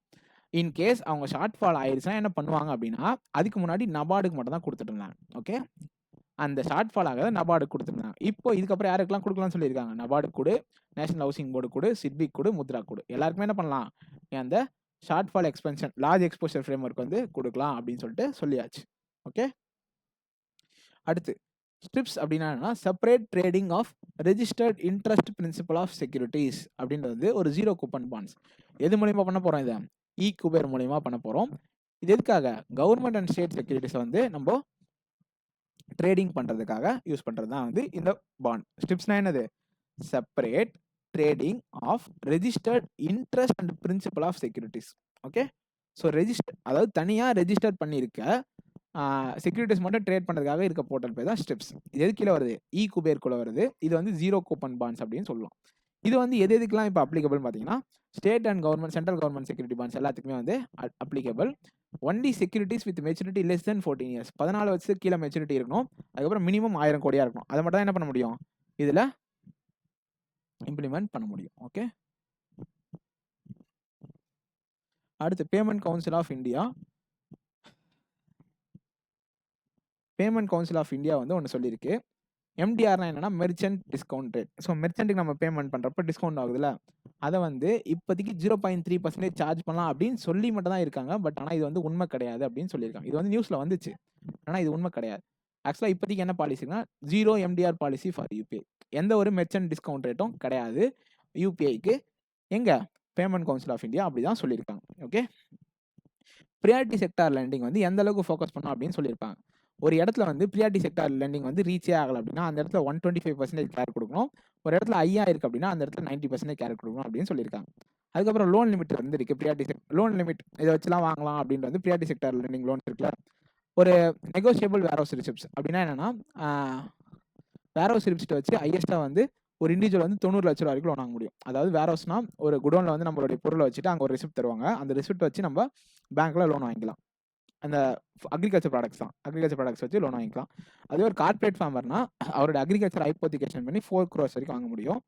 ஒரு எஃபிஓ, எஃபிஓனா farmer producer organisation or farmer producer company, இதுக்கான லிமிட் வந்து 10 crores. அக்ரிகல்ச்சர் இன்ஃப்ராஸ்ட்ரக்சர் வந்து 100 கோடி. இது எல்லாருக்குமே தெரிஞ்சிருக்கும். Agriculture infrastructure fund. It is not an alternative infrastructure fund. இது வந்து agriculture infrastructure fund. Food processing வந்து 100 கோடி தராங்க. அக்ரிகல்ச்சர் இன்ஃப்ராஸ்ட்ரக்சர்னாலும் 100 கோடி. எஜுகேஷனா 25 லட்சம். ஸ்கூல் கட்டதுனா 8 கோடி தருவாங்க. ஸ்கூல் ரினியூவல் பண்ணால் 10 லட்சம் தருவாங்களா? ஆமாம், 10 லட்சம் தருவாங்க. அப்புறம் ஸ்மால் ஃபினான்ஸ் பேங்க் வந்து 75% இருந்துச்சு, 60% மாற்றினாங்க. நம்ம ஆல்ரெடி படிச்சாச்சு ப்ரியாரிட்டி செக்டார் லெண்டிங்கு. இங்கே என்ன பாயிண்ட்னா, அடிஷ்னல் காம்போனன்ட் இருக்குல்ல, சப்செக்டார்ஸ்க்கு 40% பிரித்து கொடுக்குறது ஓகே. பட் 35% வந்து டிஃப்ரெண்டான கேட்டகரிஸ் எது வேணாலும் கொடுத்துக்கலாம் அப்படின்னு இருந்துச்சு. ஆனால் இதை என்ன பண்ணிட்டாங்கன்னா 20% பண்ணால் போதும் அப்படின்னு சொல்லியாச்சு. ஓகே. என்பிசிஐ மேண்டேட்ஸ் இது வந்து ஆல்ரெடி சொல்லிட்டேன். பட் டிரான்சாக்ஷன் லிமிட் வந்து 5,000. ஒரு நாளைக்கு வந்து 1 lakh வரைக்கும் பண்ணிக்கலாம் அப்படின்னு சொல்லியாச்சு. என்பிசிஐ இது வந்து எல்லா இடத்துலையும் வந்துச்சு. செல்ஃப் அட்டஸ்டேஷன் பண்ணணும் அப்படின்னு என்பிசிஐ சொல்லியிருக்கு. எப்போ? அடுத்த வருஷத்துக்குள்ளே பண்ணிடுங்க அப்படின்னு சொல்லியிருக்காங்க. ஓகே. பீம் ஆதார் பே. பீம் ஆதார் பேனா அந்த ஆதார் கார்டு வச்செடுப்போம்ல, அது வந்து பர் டிரான்சாக்ஷன் லிமிட் வந்து 10,000. இன்சென்டிவ் வந்து மெர்ச்சன்ட்டுக்கு எவ்வளோ கொடுப்பாங்கன்னா 0.5% அல்லது மேக்ஸிமம் 50 ரூபா வரைக்கும் கொடுப்பாங்க. ஓகே. இ-ரூபி வந்து எவ்வளோலாம் வாங்கலாம்? ஒரு இண்டிவிஜுவல் வந்து 10,000 வாங்கலாம். ஒரு கார்பரேட் வந்து 50,000 வாங்கலாம். ஒரு கவர்மெண்ட் வந்து 1 லட்ச ரூபா வாங்கலாம். ஓகே. இது வந்து 1 year வேலிடிட்டி. எல்லாத்துக்குமே இ-ரூபி. இது வந்து இ-ரூபி பற்றி ஃபுல்லாக எழுதியிருக்கேன். இ-ரூபி லிமிட் வந்து இண்டிவிஜுவலாக 10,000, கார்பரேட்னா 50,000, கவர்மெண்ட்னா 1 லட்சம். 1 வருஷம் வேலிடிட்டி. ரீலோடட் பண்ண முடியுமான்னு கேட்டால் கிடையாது. இண்டிவிஜுவல் வச்சிருக்கிறது ரீலோடபிள் கிடையாது. கவர்மெண்ட்டும் கார்பரேட் வச்சிருக்கிறது ரீலோடபிள். ஓகே. சிஆர்ஆர் வந்து குறைப்பேன்னு சொல்லியிருக்காங்களா? செப்டம்பர் 6 வந்து 0.25 குறைச்சாச்சு. அப்போ அதனால தான் 3.75 இருக்கு. அக்டோபர் 4 ஒரு 3.25 குறைப்பாங்க. அப்போ 3.5 மாறிடும்.